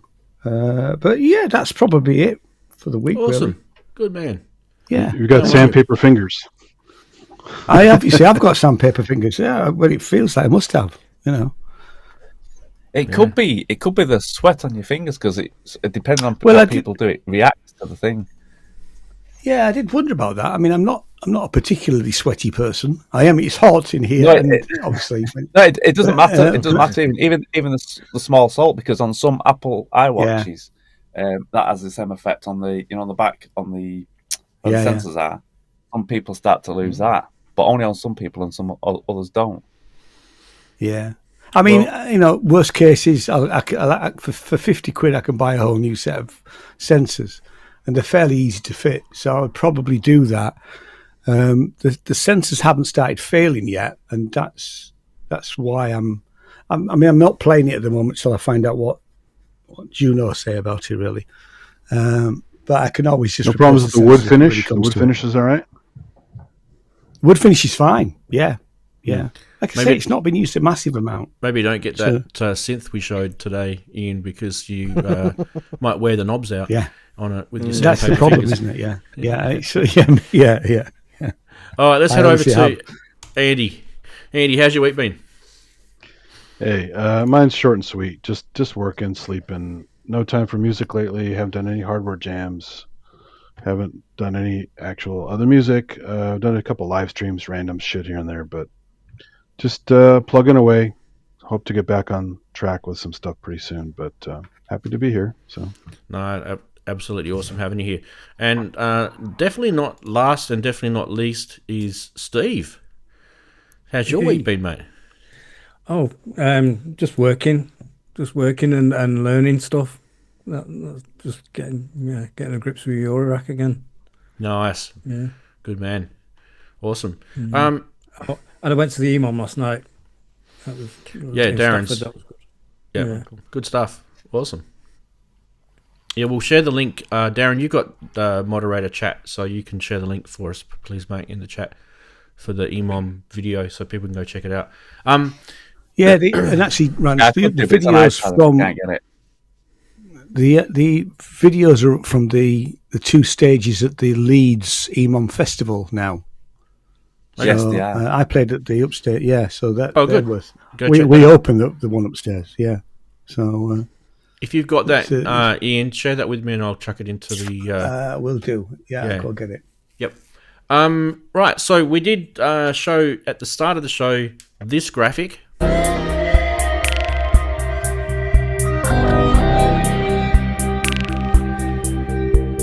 And you'll notice on there, let me just turn this music down for a second,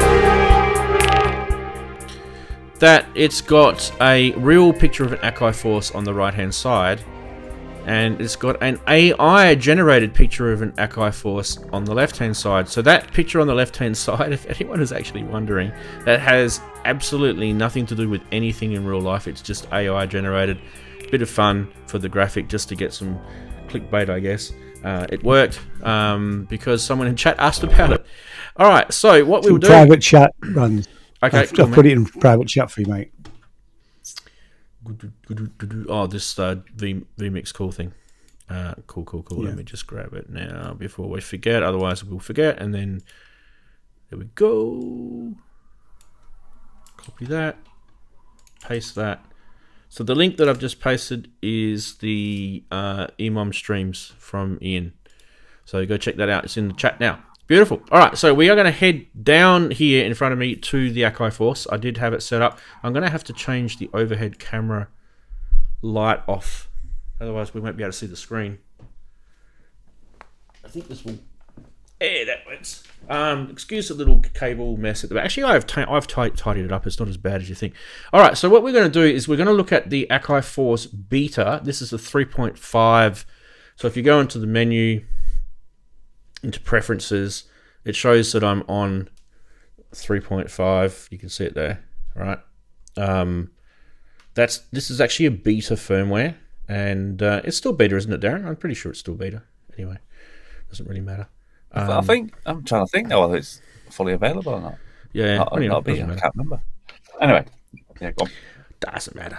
A couple of days should be fine. It's close coming anyway. So what is in this? We talked about this a couple of weeks ago on one of the Synth Geekery shows. I forget which one it was, but a few weeks ago anyway. And I installed it recently, and I thought we'd have a bit of a look at it. It actually changes the Force, probably makes it a little bit more like an MPC, but it keeps all the traditional Force stuff still here. So, I don't know. You guys will be the judge, I guess, if you like it or not. Anyway, what we'll do is we'll talk about a few things. A first thing, I guess, straight off the bat, is that as a list, we've got new MPC sequencers. We've got stem separation, which is a plugin that you've got to buy a license for. It's not very expensive. It's got follow actions now on all the launches, which is handy. And I'll show you that in a minute. It's got tempo automation, which is something that we hadn't had before. There's a bunch of cool things like advanced key groups with synth engines, drum track, and key group modifiers, warp algorithm choice. So we'll look at that, Darren. That's what I really want to check out today. And the new record launch mode, record to selection. So when you're recording, there's a launch. So if you go shift record, see how it says record to arrangement? You can actually change where that goes to now. So it's got this little sort of thing that pops up. So that's changed now. What we'll do is we'll first look at a couple of screen differences now. So the first thing I think is if you go to menu, you will now notice that on the screens, let's get the screens happening. This is probably more for Daren than anyone, because I know he's into this sort of stuff. One of the things you'll see now is this new main mode here, right? Now this actually looks like an MPC. In fact, I've actually got the MPC sitting. You can actually see the MPC knob right here. It literally is exactly the same as the MPC screen. But what I like about it is I've always liked the way the MPC was giving you the ability to actually control kits and key groups and all sorts of stuff through it. And I also love this new UI. I think it's very, very intuitive. Even if I zoom in on a little bit more, you guys can see it's actually quite a nice looking UI.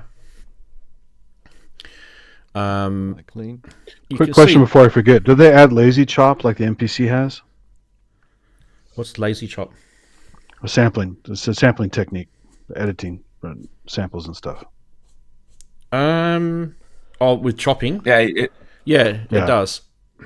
Okay. Yep. That was something that was missing before. Yeah, thanks. Yeah. So anyway, so when you're this is a drum kit, right? So that's the kick. You can see the kick waveform now, which is good. And you can actually use this straight away, and you can actually change straight away editing the waveform. This wasn't there before, Daren. So that's really cool. Now to get to it, so normally where you'd be in the matrix, right? And you'd be on your track, and you would just go menu, main mode.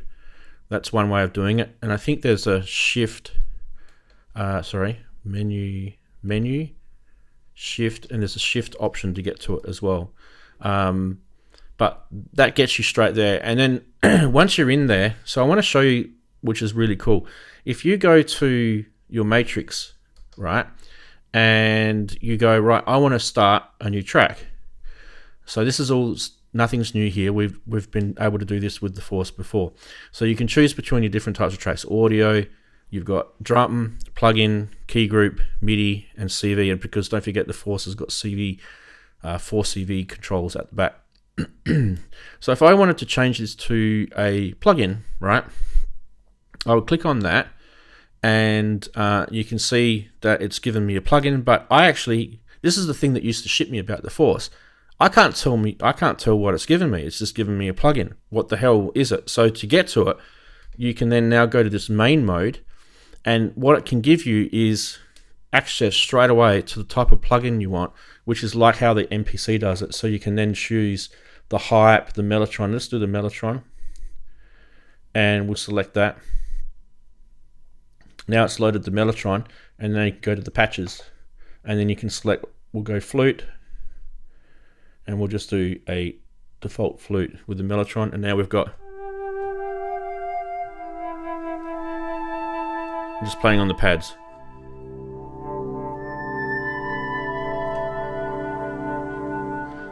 I mean, to me, that's a lot quicker and a lot more sort of user-friendly than the way the Force did it before.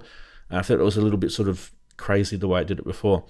The other cool thing, Daren, is you get these channel strips, and you can actually click on them to expand them. So do you notice that? So if I just click on that, it shrinks it. This is all MPC stuff. So Daren, if you update your Force, you're pretty much getting a whole bunch of MPC features here. So this gives you the plug-in channel strip. So this is how you can arm it, unarm it. So you got this. This is how MPCs work. So differently, before what you would do is you would arm a channel. You have to zoom out, zoom in, zoom out. You would arm a channel down the bottom here, right? So you would click on record arm, and then you would arm it down the bottom. That's how you would arm a channel. So you can unarm it. So if I unarm it there, you can see that's arming it, unarming it. I'll unarm it, and if I go back into that menu again, you'll see now that it's not armed in that menu. If I zoom in, so everything corresponds to what you're used to. So if I do arm it there, right, I can guarantee you that that pad down the bottom is lit up now, and we can show you. I can't zoom out anymore, so I have to keep moving this thing. So you can see that pad's unlit. So it's all integrated. There's no trick doggery going on with it, which I think is really good. And also you can shrink those channels. So the other thing too is you've got straight away access to the outputs on here, which is something else that before for us, Daren, we would have had to have gone into the mixer. Yeah, Okay. into mixer. And then you've got access to I/O in there. Now, for those people, sorry about my throat, those people who own MPCs, they would love that now the MPCs have got some of the Force features of the mixer in their MPCs. But Daren and I have been used to it because we've had it and we love it. But the other cool thing about it is we get the best of both worlds. So now, by the way, did you notice that it didn't shrink those channel strips? It kept it where it remembered it. So if I had them minimized and I go somewhere else and I go back to it, it's still minimized. But if I've maximized them, sorry, hang on, got to be a bit quicker than that. If I've maximized them and I go somewhere else and then I go back to it, it's still maximized. So it's very, very well programmed. I like stuff like that where they've actually thought about the user. Accessing the outputs is really cool. So obviously with you've got stuff plugged in about USB, you've got audio interface, you can access different outputs straight away in here and change it by this stuff here. Okay, and so you've got level, FX, send, IO, all that's straight in there. So that's kind of just a real, like when you think about it, it's like one screen that gives you access to all this stuff straight away, which I really, really like. And then we got the flutes down. But Daren, you probably think to yourself, I also like going to the plugin screen. Bang, straight there. So you're used to doing that through another menu option, right? So you can still do that, but you can get to it, this sort of stuff, in various different ways. So it's an MPC way and a Force way. Like I said, it's basically blended everything. So into each single track, you've got all your information there, and you can get to any part of that information on that track. Yeah. Whereas before, you'd have the track, and if you wanted to go for, like you say, the effects and send, you'd have to go to a mixer onto that track. If you wanted to get to your plugins, you'd have to go to the plugin on that track. So you'd be constantly moving from section to section to get to that part of the what's on that track. Whereas now it's all molded into the same, like you say, same IO on that one track, so you don't have to go fishing all over the place. So once again, with the Force, you've got the Q the OLED displays with all the Q-links across here. One of the things I love about the Force is this. You've got these also on the Akai MPC X as well, but in a different sort of way. And if you're ever wondering, you can actually access the knobs, what the knobs do, by going Shift Knobs. And different way of doing it is to go into the matrix, and you can go. They're touch encoders too, right? I forgot. They're touch encoders. Yeah. So you can see them corresponding on those OLEDs as I touch them. See that? Yeah. So where were we? So there's a heap of screens anyway to get through. But Daren, just for you, I feel you're going to love this home screen, this main screen they're calling it, right?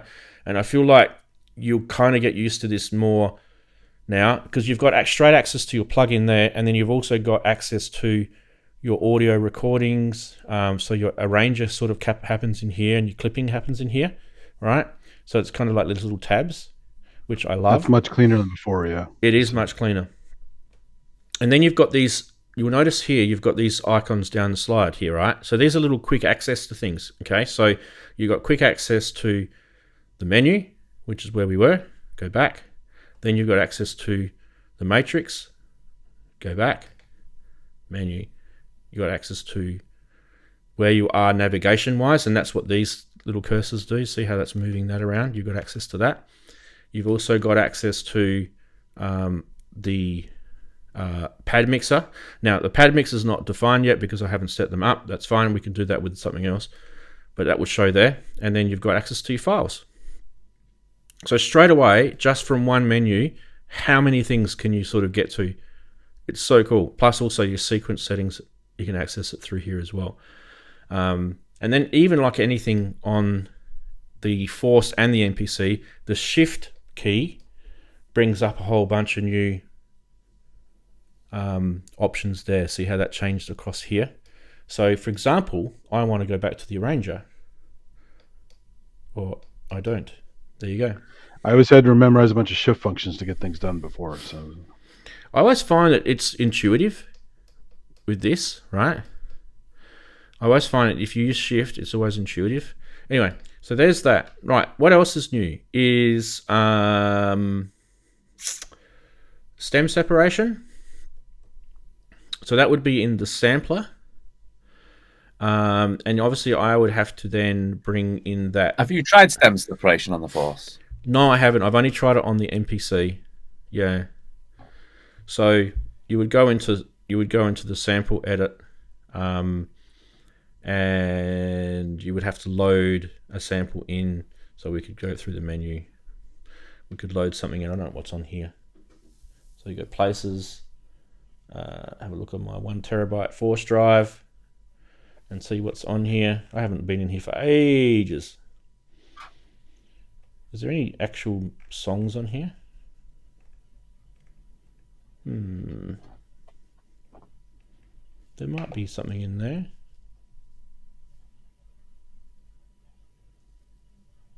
So let's click on that and audition it.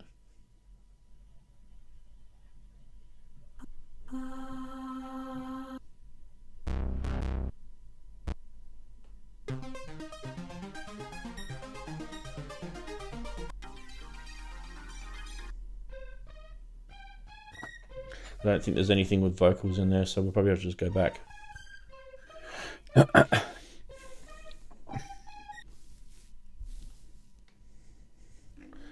I don't know if I've got anything with actual vocals on it and synths. Maybe. Nah, I haven't really got that prepared, Daren. So I can though. I was just wondering how because the MPC, you got the original MPC. The MPC 1 Plus is slightly more powerful, isn't it? I was just wondering how it'd actually do it on the Force. How good it'll be. I mean, it'll take a while anyway, I would have thought. Yeah, I can give it a go and let you know during the week if you want. You've got this menu already, haven't you? The sounds one, so nothing's changed there. You can access that. That's how you get straight to your inbuilt, so that's fine. The Q-Link control. So this control thing here is the new Ableton control. So it's waiting for communication from Ableton. For me to do that, all I have to do is click link, and it's activated the Ableton link, and it should actually let me in here. And this is actually something that I found was actually really surprising, and I don't know why it's not showing up, but I've played with this on the NPC. When this actually connects, I don't know why it's not connecting. I can show you. I'm actually trying to connect to it now on Ableton. So you can see that transport thing is doing that, and you can see there's one link on the top left-hand corner here. That link there is the link to the Akai Force up here. So it's connected via Wi-Fi. Now, what happens, Daren, you will love this because you're an Ableton person, is you get access on the screen here to all your Ableton clips and tracks, and you can actually launch them from in here. It actually controls Ableton through the screen. But I don't know what it does here. I haven't tried it on the Force yet, and I don't know why it's not working. Oh, right, yeah, I get you. See, it's giving me a whole So bunch it basically becomes the Ableton. So it basically becomes an Ableton controller. A fully fledged Ableton controller. It becomes like a little Ableton controller in here. Yeah.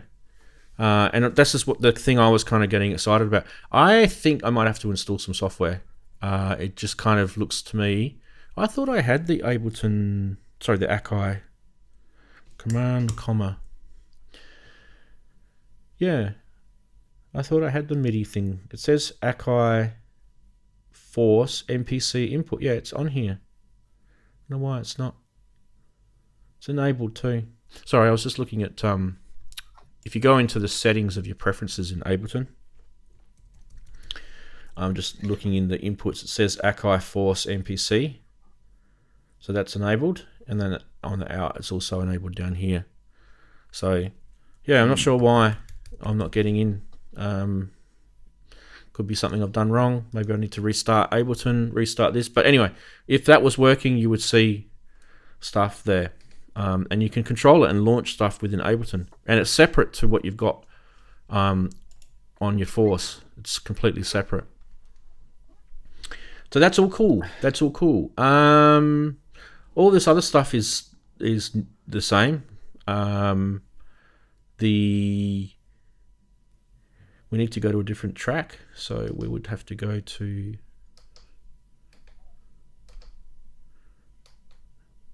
why is that not letting me do that? That's weird. Anyway, cool. Let's go to the drum track, right? And we'll go to notes. And so if we zoom out, this is nothing new here, right, Daren? You know this is normal. So there's your drum kit down the bottom. I was playing this before. So you can, do all your normal stuff. You can, okay, I want to record it, cool, and then you can go, right, I want to launch, I want to record a new clip, and then you click record, and you go bang, and then you can go.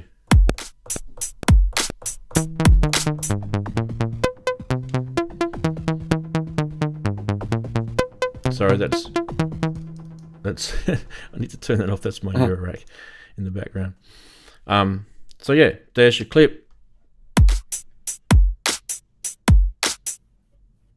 What I just recorded. You can undo it, all that sort of stuff. Everything's normal there. Nothing's changed. So that still works the way you normally would.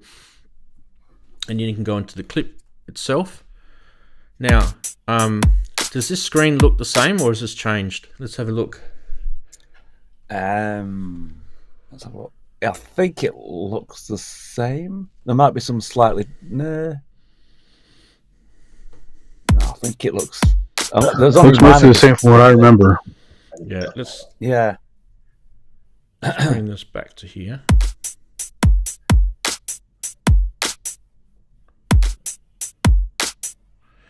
So we've just changed the loop start.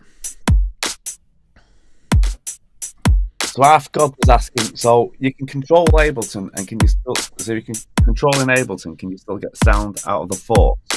Yeah. The whole thing is integrated, so you get both Ableton control and sound out of your Force. Well, that's always been their Ableton Link, right? So the Ableton control hasn't though. Ableton Link's always been there. The Ableton Link is pretty much just me stopping it from Ableton. Like if I got Sync. Transport control. Yeah, this is Ableton control now, isn't it?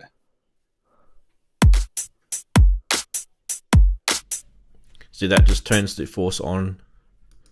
So that's because of the link that it's doing that. So I'm doing that from inside Ableton, right?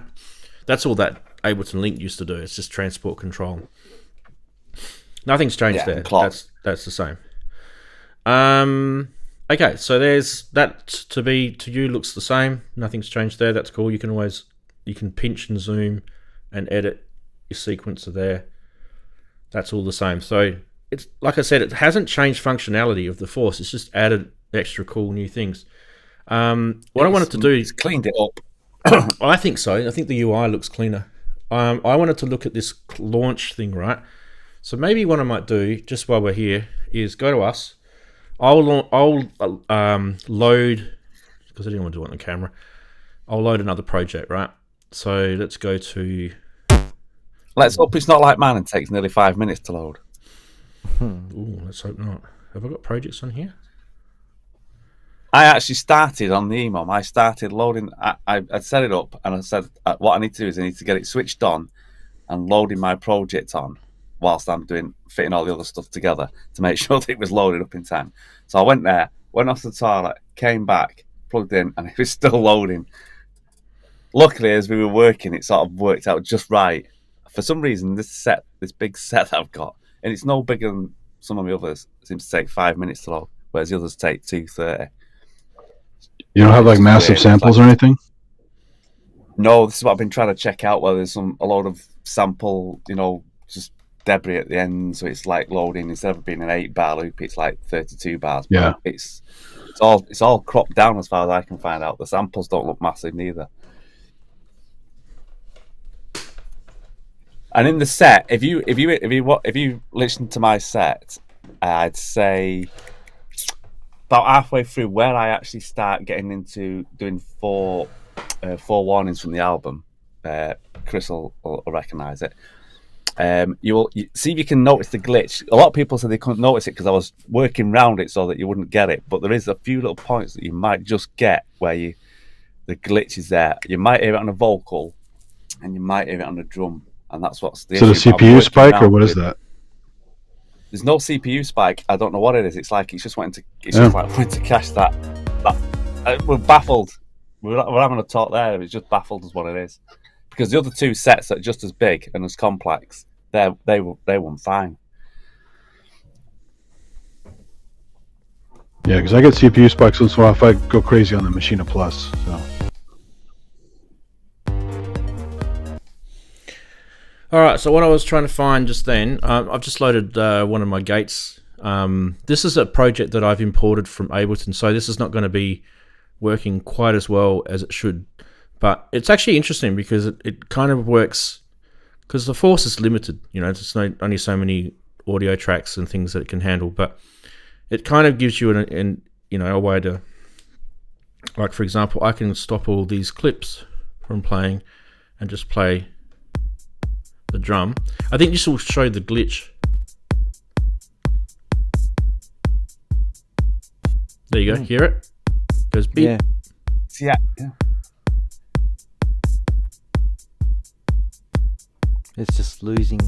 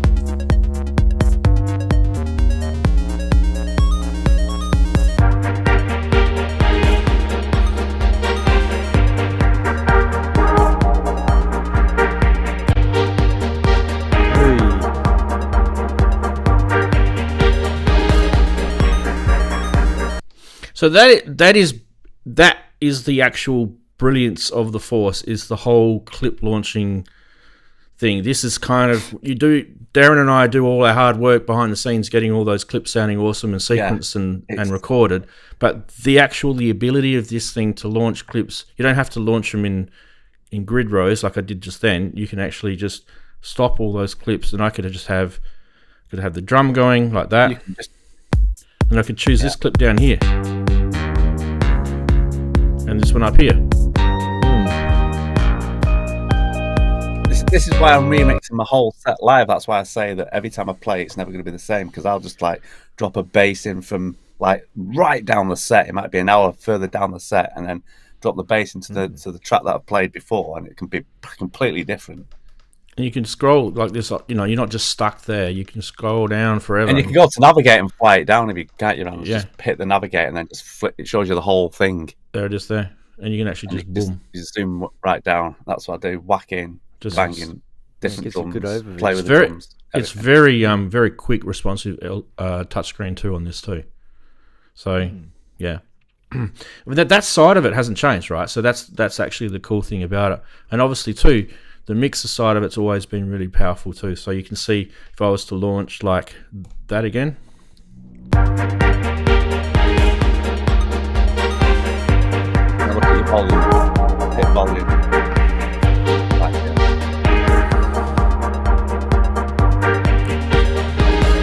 One of the things I like to do with the knobs, right, is I don't like the default knobs on here. So what I like to do is hold down that and go to volume, bang, because I don't like touching those on the screen. Yeah, I like to be able to do it here. I feel like it's more tactile. So I'll show you. So I'll just launch that again.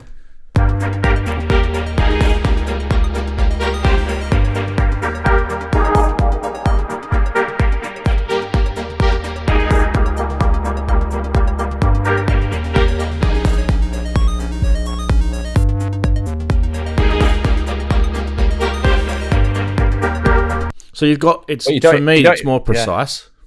Yeah. You don't even need to do that, because if you watch my live set, I'm running the MIDI mixer, and I've MIDI mapped all them to the sliders, because if you watch my little fingers and my fingers, I'm actually flicking the volumes as well, whilst still playing all the other stuff. So it's cool for that, because the MIDI mapping on it is pretty decent as well, isn't it, Ranz? Yeah, it's really good. And we won't go into that, because it's like, I don't know, it's a thing that you can just do. So the arrange tab is different now on this. So where is the arranger on this? I keep forgetting how to get there.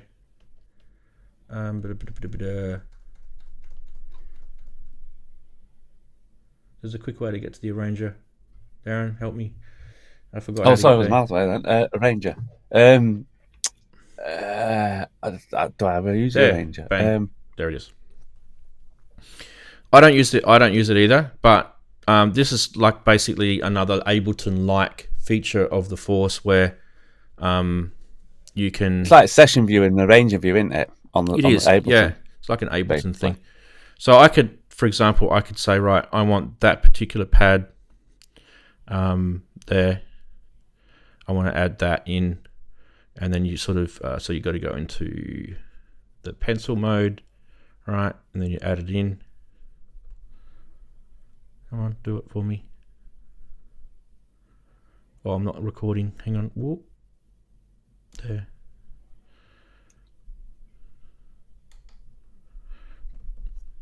What have I done wrong? Oh, okay. I'm unlocked. But anyway, you can. I won't do that now. Then you can actually go in and set up your track as an arranger like you would normally in a DAW. So instead of it being like a grid like this, where they're just like launch things, right? You can set it up so it's time based. Okay, I want that clip to play for that amount of time. So that's what that's for. And they're saying that they've improved the arranger tab. The track view is different apparently. So, and the export drum pads as separate stems. So I don't really know how to do that because I don't think I've ever done it before, but we could try it, I guess. So, I don't think I've ever done that. I would have to load a new project, I think, to do that. Yeah, usually because I'm coming down from Ableton to this, usually. Well, I had that drum kit on here before, but it was a different one. So, how do we do a new... I'll just turn it off and turn it on. See, quicker. Let's turn it off, turn it on. Start an empty track. Takes 2 seconds.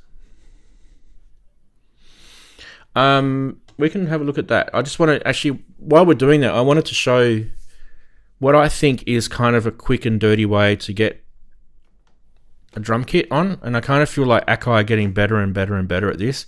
So... if you're thinking about, okay, I want to jam, all right? I want to do a bit of a jam. I've got a couple of synths here, a couple of eurorack modular, and I want to use the Force to jam. Maybe I want to have it as a drum machine or something like that, because I do like the pads on it. So you get it, you turn it on, and you go, right, bang, new project. It's completely blank canvas for you guys. So let's go crazy. So one of the things I do first is delete the 2 tracks that are in there. So you go into there and you delete it. And there, and delete it. Cool. All right, so now that's given me a whole bunch of submixes. I don't know why it did that, but anyway. Is that supposed to do that? No, not normally. I think no. It should have left. That didn't do that before to me. Menu. Is this the new track edit? Yeah, this is the submix thing, which I don't want to do.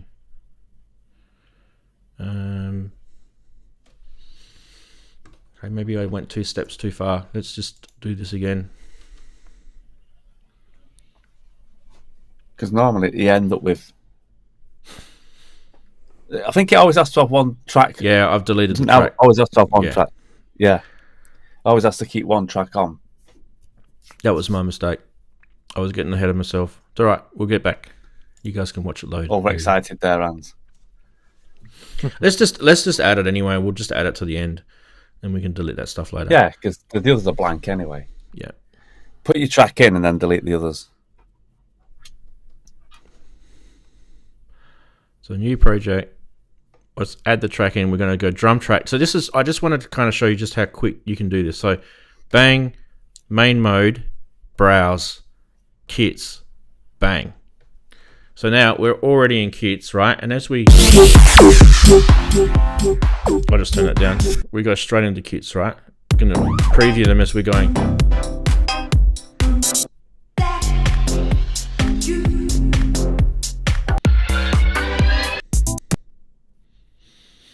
There you go. We got a crash. You see that? Yeah. Wow. Good stuff. We got a crash.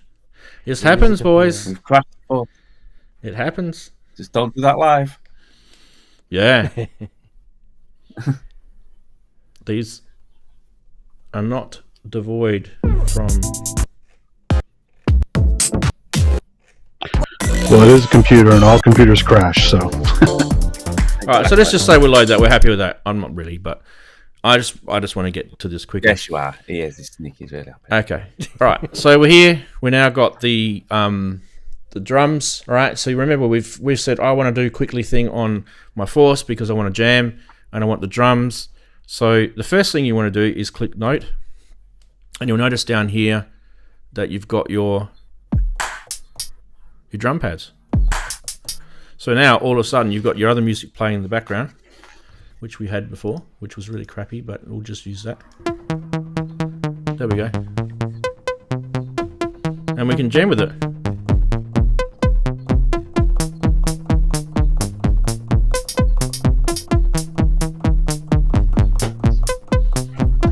Let's say I'm happy with that. Press record. Pick a clip.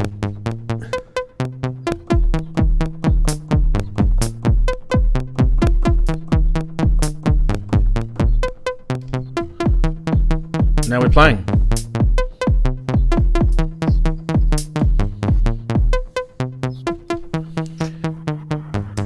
Done. And it's that quick. That's what I love about it. It's so quick to get some stuff going, and you've got your eurorack going in the background. You've got your synths playing. I mean, this is just for drums. It's, you know, it does everything. You've got plugins, so you can actually start playing.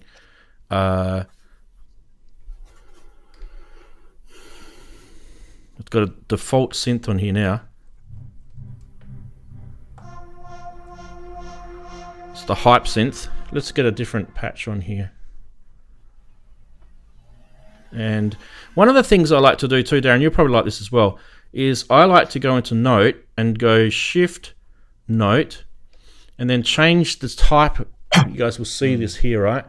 I changed this to, you've got all these different things. You've got harmonics, chords, progressions. I like tonics. Tonics is good fun. So, I mean, this is just an example. Of course, you know I like this band because I can't play. Well, that's right. This is why I like it too. So these are tonics, right?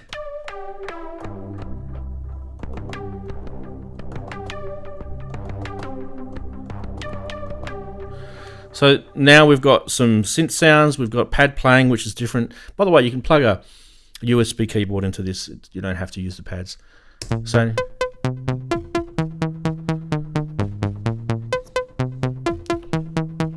by the way, that has not linked. That is not linked. Why has that not linked? Ableton. Why you not link?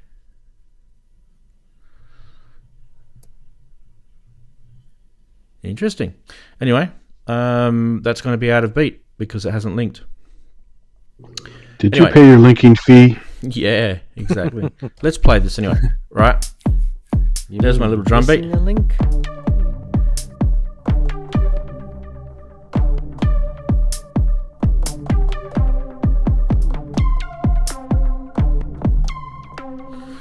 So you can just jam on this thing, right? Okay, maybe we want to record a clip.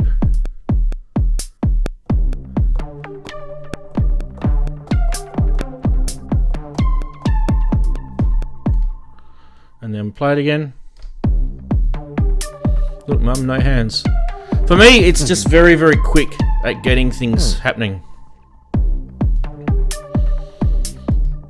Still no Ableton link. Anyway. But yeah, I mean, just we can go into this for hours, but just as a general thing, the extra features that they've brought on this. And by the way, you saw it crash before, guys. Okay, don't forget this is a beta firmware. It is not production yet, so don't go, oh, look at it, it's crap, it crashed. I'm not buying it. Yeah. It's beta. It's not stable. They do tell you. By the way, it's free to download. I didn't update it until I've played my live stuff. There you go. They're saying that they've got track edit improvements on here. Shall we have a look at that? Because I actually don't know if there is, but let's go into track edit. They said they'd also fixed. They don't know. Oh, you mentioned this last time, didn't you? About they've upgraded or revamped the warp feature, but we weren't sure exactly what or how. Well, yeah, we should check that out. Shouldn't we? Should load a sample in and see what it's doing with that. That was our bugbear, wasn't it? This looks the same to me. This doesn't look any different. That's just setting up of that plugin. Maybe it's got different accesses when you've got. So we go matrix, the drums. We're on different track now, so we go track edit. You've got global. Yeah. There's some new features up there. Okay, it's just a few menu options. There's nothing exciting about it. All right, so Daren, you want to have a look at the sample edit. So what's this sample here? This is the kick, right?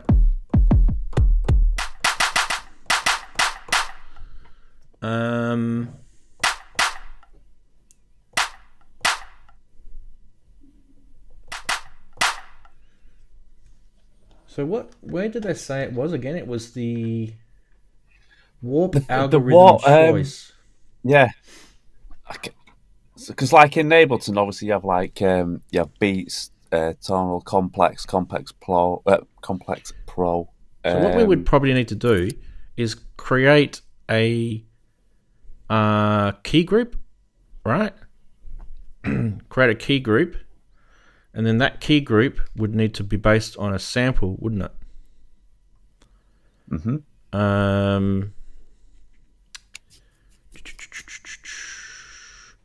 So we can go samples. Oh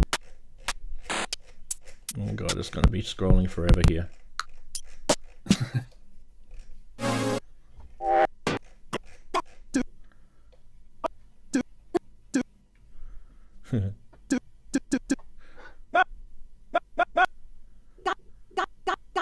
That's going to be annoying as hell.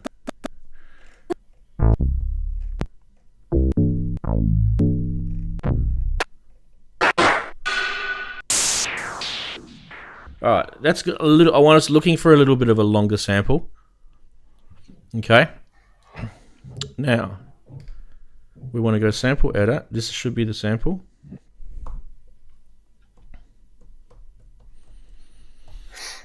Okay. How do we get it to trigger? Sampler? No.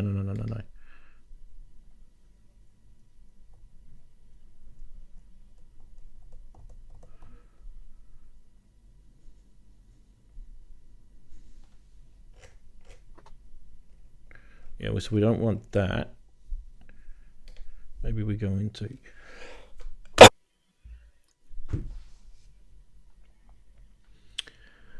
No, I don't want to sample. I want to kind of sample that, but it's not letting me. Here we go.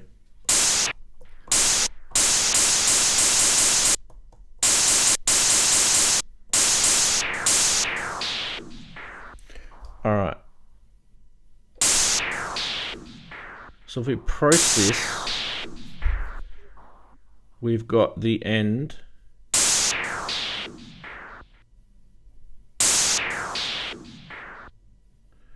We can process that.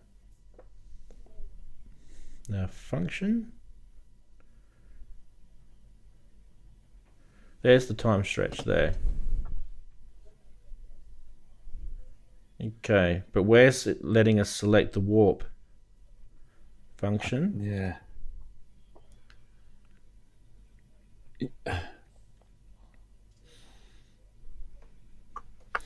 It'd be nice if it tells us. It doesn't though, because there's no manual for this yet. It's not thingy speak for just saying that they've improved the actual. It could be. It really could be, mate. You could be onto it. The time stretch. Go back to the time stretch again. Yeah. If you double tap in that time stretch, in that there, does it bring it up or anything, or does it just go back? No, that just goes back to that. So if it's just the same as those menus there, right? See that? So I'm just scrolling through those menus.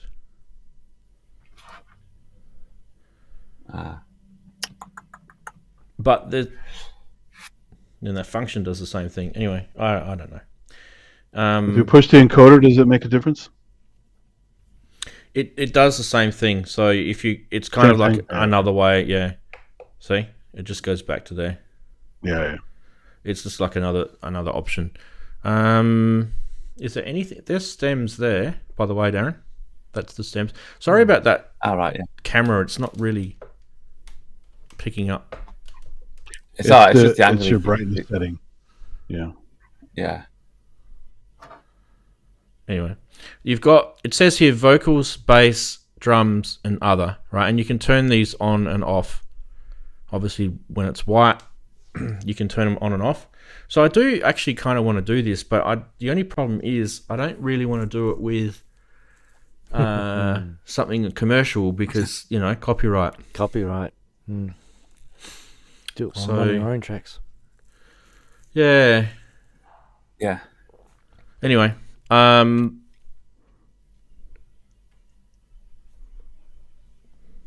So that was down the bottom there. Now, this wouldn't be available for you if you didn't have the license for it, right? So when you turn your Force on, you aren't going to get that under, where was it? Assign? No. Process. Yeah. And it does remember where you were. You can tell it what track you want it to go onto as well. So you can actually stem it to a track, which I thought was actually pretty handy.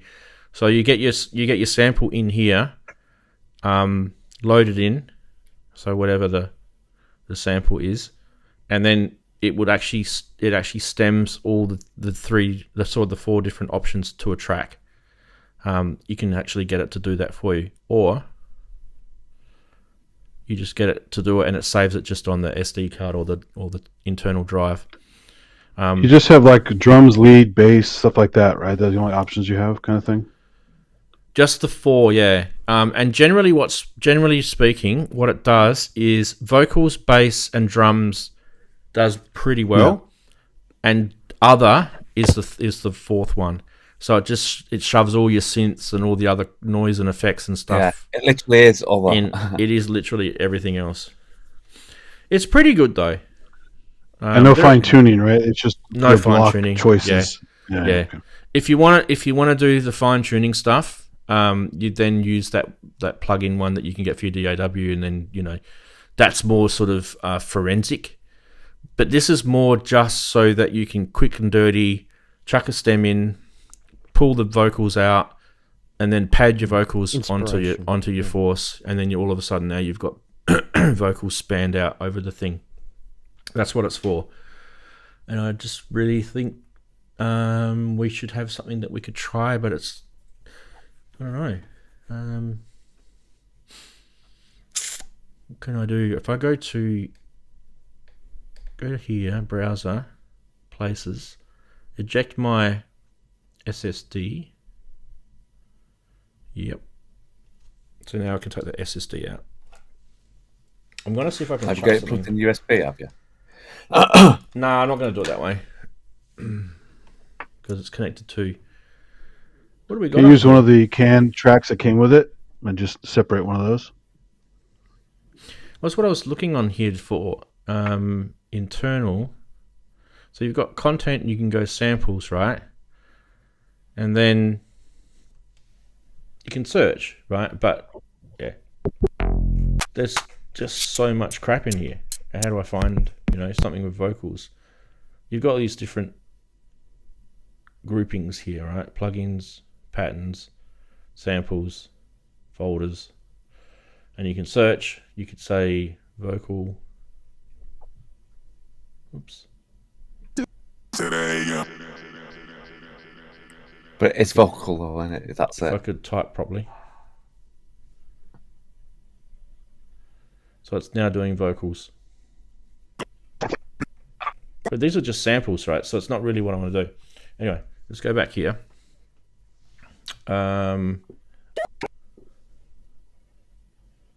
Clips and loops. All these babes, they throwing shade when I'm getting paid.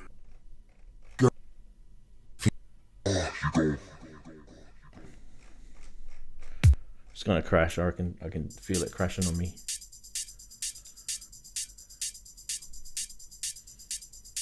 Well, some of those samples, I wish it would crash.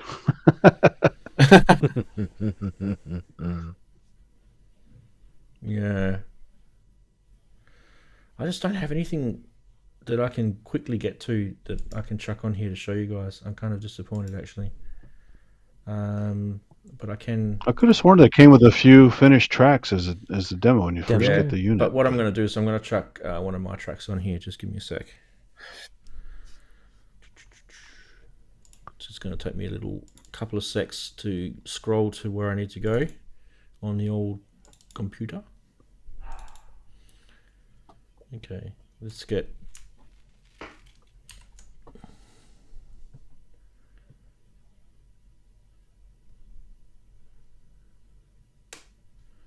This should work.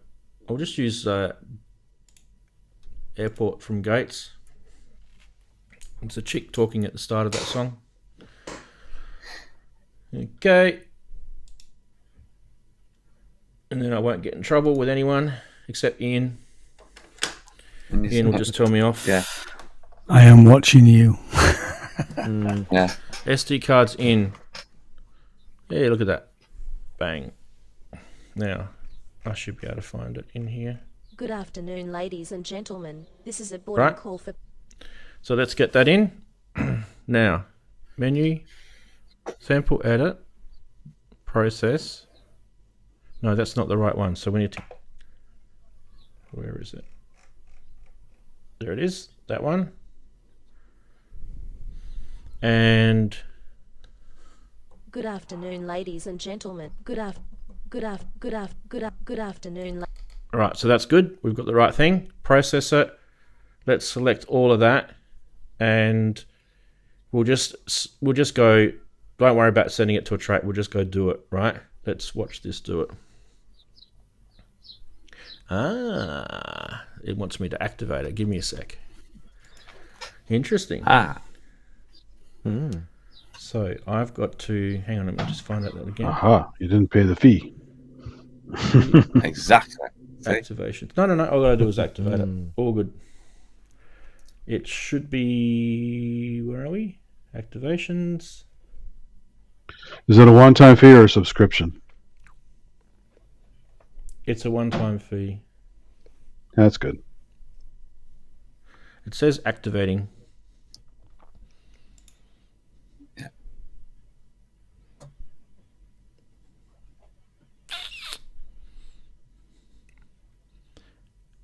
Cool. Bingo. Done. So menu, sample edit. It's on the right one. Process. Do it. Off she goes. Now this, I've never done it on a Force before, so this could be interesting. It could take a long time. Yeah. This could be extremely exciting stuff for all of us. Well, we can sit and chat while this is up because it could take I'll come 5 back. minutes. Yeah. It has moved a little bit. That's what I said with my live set. All right. Just you guys just talk amongst yourselves for a sec. I have to go let the dog out. She's barking. One sec. So how did you get to do the off the tracks gig, Daren? How did you get the gig? I got asked. I played at Stafford at the beginning of the year. I think it was. In fact, I played the first Stafford one when Simon Greatbatch was opening it up. It was the very first Stafford one, so I played there. And Andy, who I don't think he runs it, but he has something to do with off the tracks, and Jim, who played as well. Andy asked Jim afterwards. Right. Jim Glue, yeah. That I'd be a good fit to play off the tracks, but I didn't know about this. And then Jim emailed me, messaged me, and said, "Do you want to play a gig?" Yeah. And I was just like quite randomly saying, "Yeah, of course." When? He went, "No, I mean a big gig." I went, "Yeah, whatever." And he went, "Off the tracks." I went, "I hadn't actually heard of it, off the tracks." So I just said, "Yeah," and I went, "Oh, I'm gonna have to write something for off the tracks." So I spent the next couple of months writing, and it's about an hour and a half. Although I won't be playing an hour and a half, I'll be playing an hour and a bit. But I always make my sets. I always make my sets at least an hour and a half, so that I can make it fit 15 minutes or 2 hours, 3 hours plus if I want. So so that's how it came about. And that picture that Christos put up there, I'm trying my LED light section, which is there you see the lights. Those bars hanging down, LED bars. So they're all MIDI controlled, so they're going off to the. So I'm running kick. Well, actually, it just plays the whole as I'm playing the actual. If you watch it, you'll see it. I mean, the lights. Yeah. In the if you didn't have a back LED screen, you'd be standing out if it was a proper dark room. But so that's if you watch it, it's about 1 hour 30 minutes to start, and you'll see it. So the white's kick, the yellow's snare, but then it also changes anyway because then I have like blue for bass, and then I have it all just playing with the songs I'm doing or performing, because everything's like, say, it's done on the fly. So even though I have a rough script of what I'm doing, it's just changing constantly. And I've got to be. It's kept busy, so I'm always busy doing it. You'll see me little fingers moving on it. You'll see me tapping things, coming back on there. Go back to him. Yeah. So, have you considered getting a DMX awesome. module for your eurorack so you can control those from that? sorry, Andy, what did you say? I didn't catch that. Yeah. DMX module from eurorack to control. Have you thought about that? Yeah, I thought about it. Well, I can actually run a basic DMX set with that I've got. So I've got that MIDI, and I've also got 2 boxes that I can spit off to 2 DMX channels as well. So I can put 2 big DMX lighting at the side of it, so I can run strobing effects and all sorts. So yeah, and that's all done from the Force as well. So because it takes you quite a while to set up, doesn't it? If I remember right, I've got it down. It's not too bad. How long did it take me, Steve? It's not mega time consuming. I can time it by looking at the actual video. Oh, he must be muted. Yeah, you're Steve. muted, Steve. Yeah, it didn't take you very long. I mean, you got all the preliminary stuff all set up, all the racking and everything, and all the lights set up, and then you just plug everything up when it's your turn to play, don't you? Really? Yeah, that's basically it. As long as the room's big enough for me to stack, to get my sort of rig up, I can pretty much set up apart from the gear, and it's just a matter of getting everything on and loading the damn thing. Yeah, I can imagine. There was when we played Bristol the other week. There was 2 lads who played, and they started setting up at half time, and I think they were on last, so it was like 5 or 6 acts before them, and it took them all that time to set up. One of them had modular and a whole load of other stuff, and the other guy was doing guitar and vocals and synths. It was just, they had so much gear, I've never seen that much gear at one set. Mine's expanding because I've got that set that I'm playing. I played at Stafford that you see there is slightly a cut down version of what we're playing off the tracks. Because there'll be a bit more to off the tracks. There'll even be an iPad as well, using controlling FM and all sorts. And I can sort of move out from that rig is like small, so I can move out from that. So I can add, if I've got time and bigger stage, I can add instruments that I can play off there. Yeah.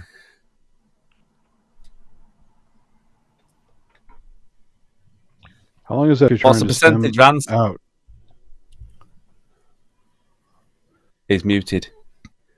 Yeah, Federico in the chat, he asked a question while we were doing the Force stuff, and I just wanted to get to it before we do anything else.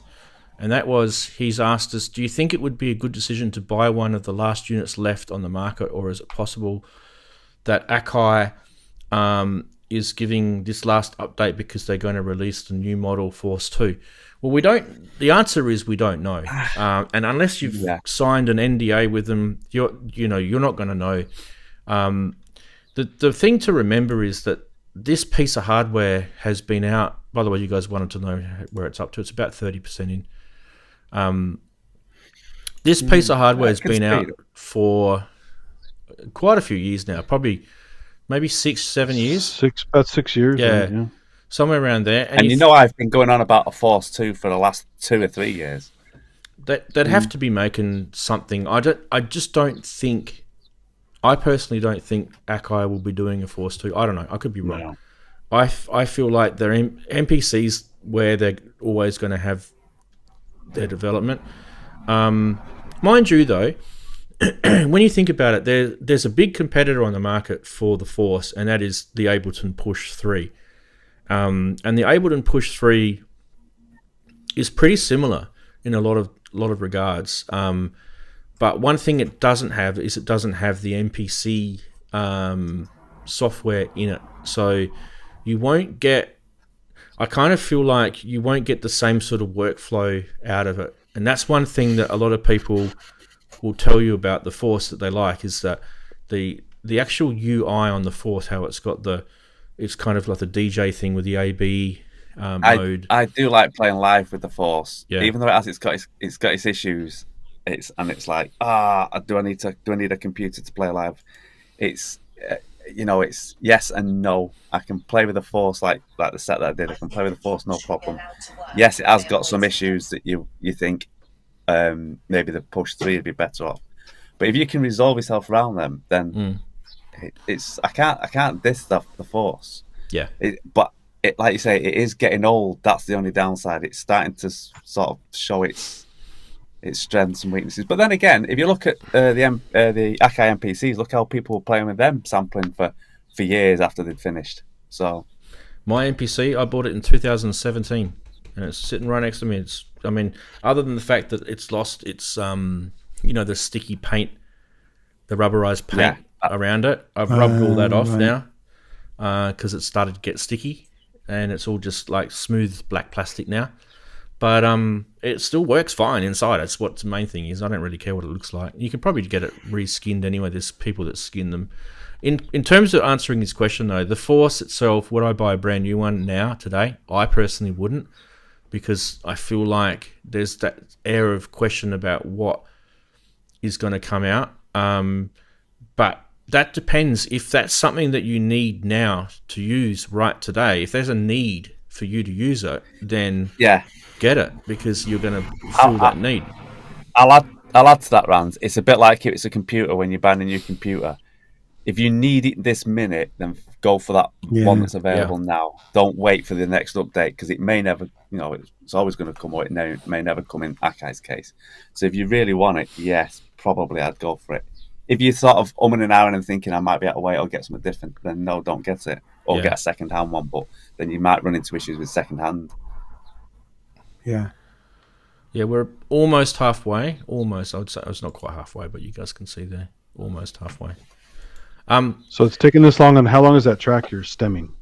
Pretty big. It's a 4-minute long track. Okay. All right. Just some 50%. If you were to do this with the MPC software on your PC, it would have done it in a few seconds. So it just goes to show that these bits of kit just don't have a lot of powerful hardware in them. That's that's the truth. So when you see things that are on these and you think, I wish it did this and I wish it did that, and the list is as long as your arm, what do you wish it did? It probably just can't do it. It's probably not physically capable of doing a lot of stuff. Yeah. It's amazing what it can do, to be honest, with the bit of CPU and memory it's in it. Do you want to do the last synth quiz? Are they waiting? Are they waiting? I don't know. It's just I thought it's while we're hanging around for. Let's do it. All right. Thinking 99. There we go. I'd forgotten all about it. There it is, there, boys. Up here for thinking, down there for dancing. Unipolar LFO waveforms.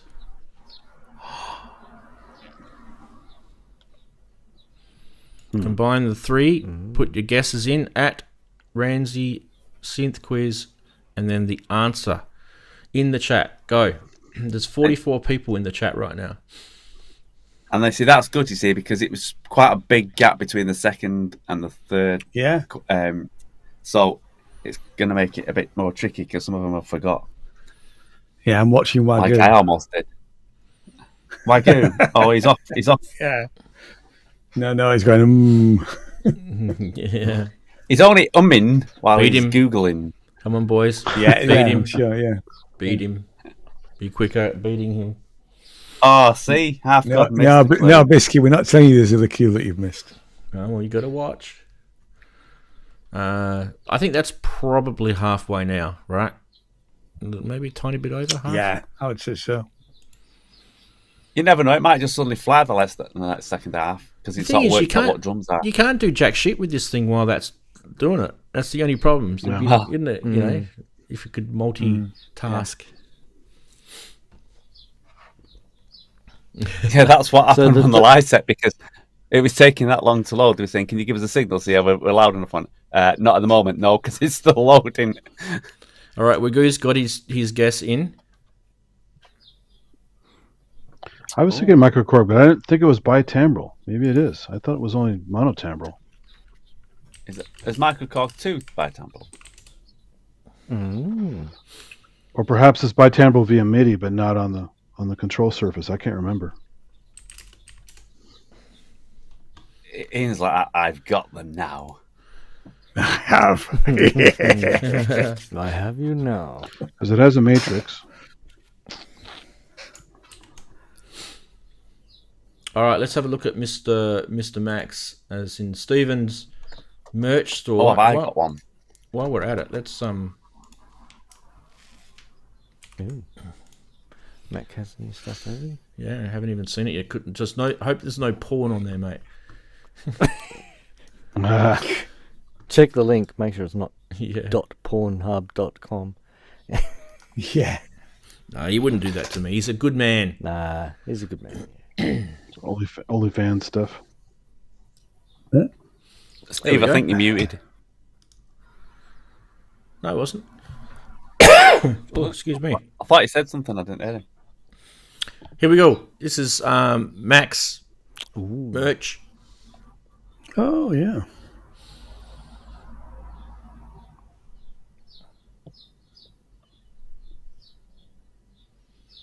Nice stuff, buds. Synthy shirts.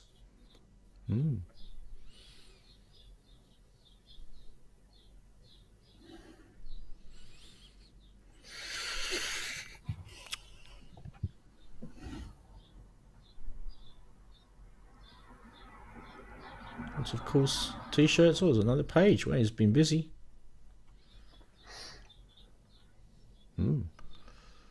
Very cool. MIDI. Oh, MIDI cables. Yeah, nice job, mate. MIDI sockets, yeah. This one's for Ranz. I'm gonna give you guys the link to that in the chat. Yeah. Yeah. Cool. MIDI cables.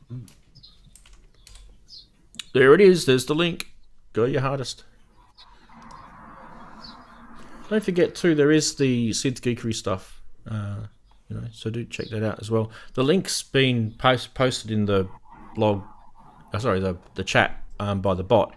But just in case, there's the Synth Geekery stuff. So if you guys want to look as cool as Ian or as naff as me, this is where you get it from. So yeah.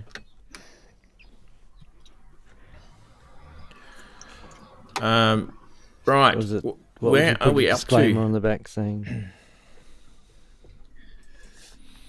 does not improve. I got to get up so early tomorrow. This is like really not working for me. So we're probably going to be running at 15 minutes. We're probably at 15 minutes now.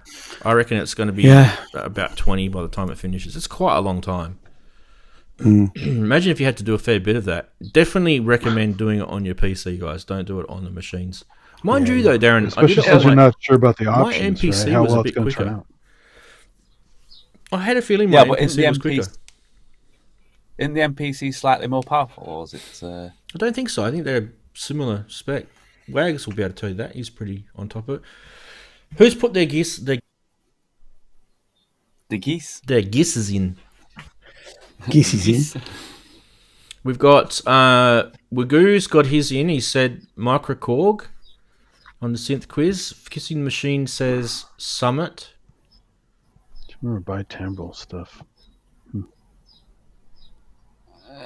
I'm going with Steve Ward.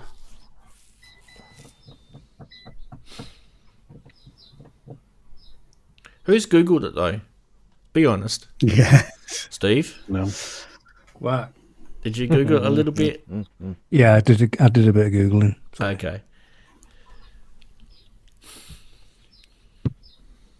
If you didn't Google, what would you have come up with?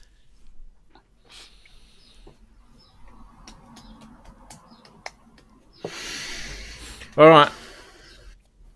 While we're waiting I for was that, thinking of Microkorg too, but then Steve Ward has put that I've because I have one. All right, let's do this.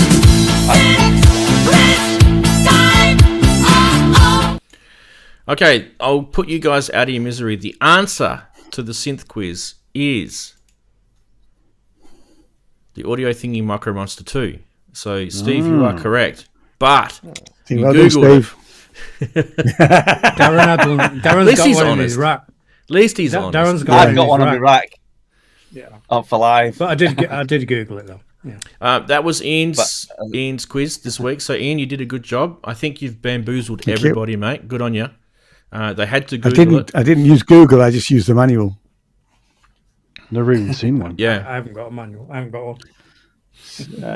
Mine's here. I've got one. That's why I said, is it something I've got? There you go. Yay. I'm having trouble with clocking it to Hold it up again. to the instrument. Sorry. I am having trouble clocking it to the instrument in MPE mode. It won't recognise it. No. All right. But because I wanted to use it on my set at Wells next week. But I am going to use it. But it's probably Does it work as Poly AT or just MPE? Just MPE.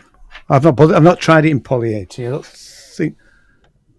don't think it can. I'm not sure. Kissing the Machine said he Googled the synth quiz and you still got it wrong. Good on you, mate. Yeah. Look, I'm telling you right now, I would not have got it either. That was a doozy from Ian. I did tell him to make it hard. Yeah. He's done a good job. Yeah. The thing is, well done, Steve. The first two clues could have been about 90,000 different synths, right? Yeah, it was the third one that I was like, It was the first thing that come up. Yeah, of course it is. Yeah. It's because AI script the manual. If you Google it. As soon as I've got one, I should have realised. Well, I did realise when Steve had put it up because I was thinking, I was playing with that on Friday night, and I was just trying to remember the words he'd put in as to whether I couldn't remember whether all those ones were in it. Yeah.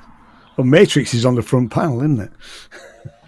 Yeah, that's what. But I would imagine the verbiage on the waveforms was pretty specific, so that would be a dead giveaway. I wonder if it's going to crash when it gets to the end, Darren.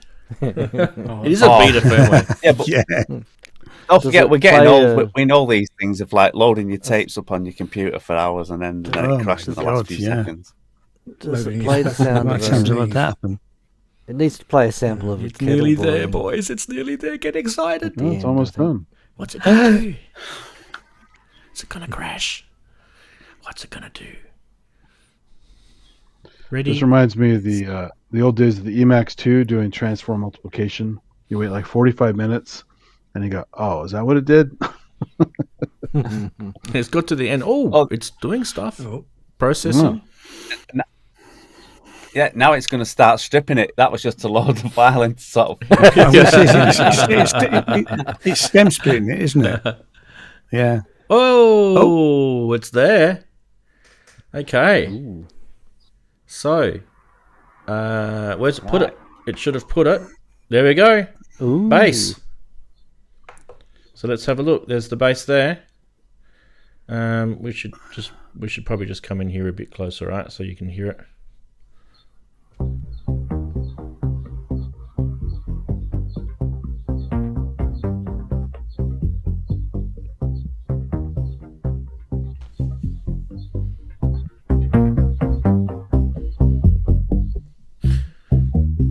All right, let's try the drums. Bring them in.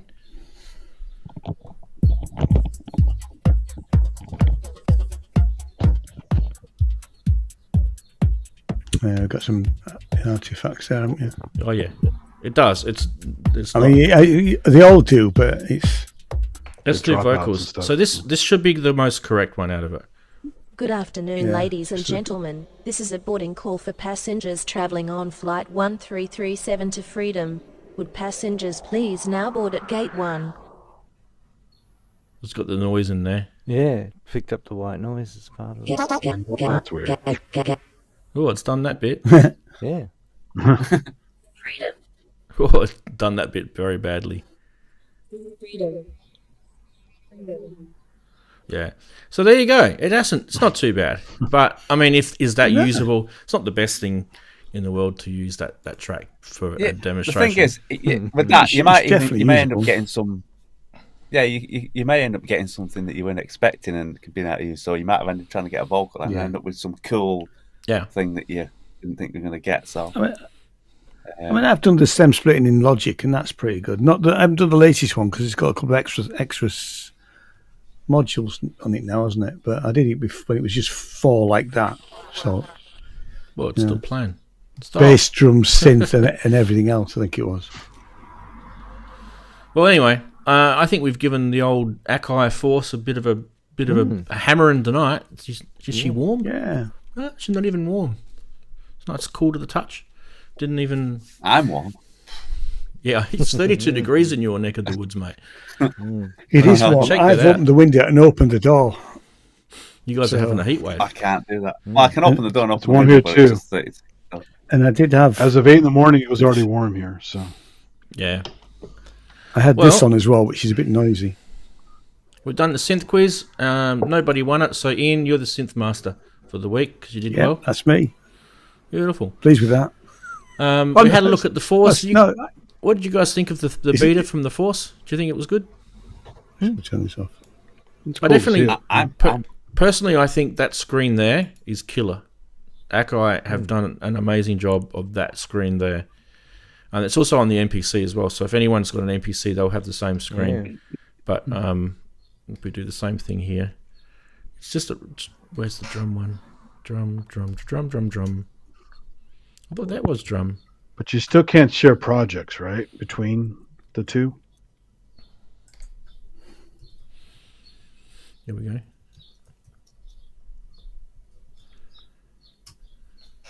Oh, you can go straight to your tracks from there.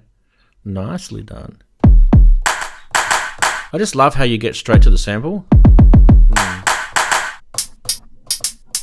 And if you don't like that, you can just go boom, boom, takes you to the sample edit. So for me, it's what I would expect you to be able to do. And then you can edit the sample.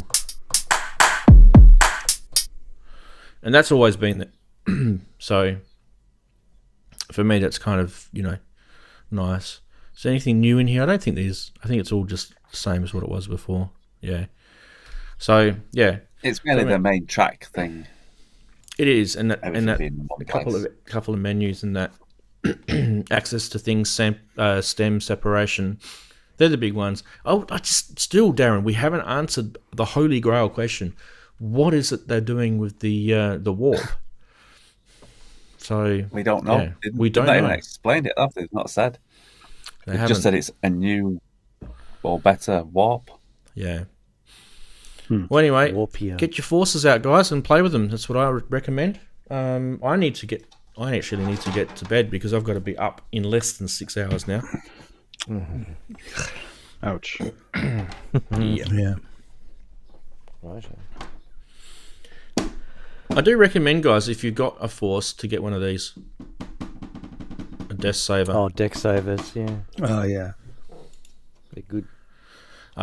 This particular one keeps the dust off of it, and it actually is strong enough. You can actually put shit on top of your Force. They're actually quite strong, so you could. I would recommend it, but you could put something reasonably heavy on there. Like I'm squeezing down on that. Yeah. And it's I've got the one for the OPZ. It's brilliant. It's not much flex in that. It's pretty good. Yeah. Getting them with fingerprints all over it. Yeah. Yeah, there's a reason they're fairly pricey. They're pretty sturdy. So. Yeah. Yeah, they are. We gave her a run for her money. Shut it down. Don't save. Bye. Crashed her. Yeah. Lost all those things that we just did, Darren. Oh. You'll never get those moments back again. You can sample it back from the stream. Yeah, that's it. Did you notice though? It was a little what would I call it? Like when you're talking to people on a mobile phone, and you get that kind of underwater. Yeah. It's like the original SoundForge denoiser. It's the first time I ever heard of that. I know one of my friends used to use it creatively to create those artifacts deliberately. I probably, if I was to, turn a letter of the law, I would say Akai shouldn't really be taking money for that stem algorithm. It's not the best of algorithms. There's better ones out there. Yeah, it should be sort of built in now. Is it the native instrument one? Where is it? The Persona? There's one, I can't remember which DAW it's in, or maybe Logic. I forget. There's one that's Logic is free. Yeah, I know it's free, but is it good? There's one that's really good. Oh yeah, it is. Yeah. Okay. I mean, like I said, it's. I last used it when it split it into 4, but it now splits into 6. I think. Wagyu was saying he thinks it's the best stem splitter around. Yeah. So I've used it. I had some tracks where I didn't have the original masters, and I wanted to take out the vocals and then remix.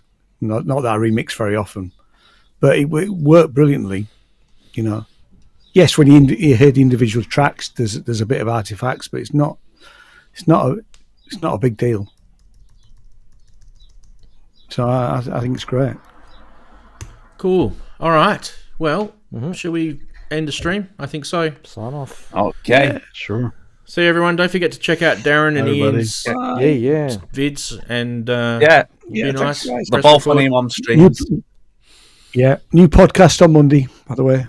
We're looking at the best album covers, best 10 album covers. Alrighty. On Monday. See you then. Thanks, Steve, for popping in. See ya. Bye. Cheers. See you guys. Thanks for having us. See you, mate. Bye bye. See you guys. Steve, Chris, Ian, Andy, Ranzee.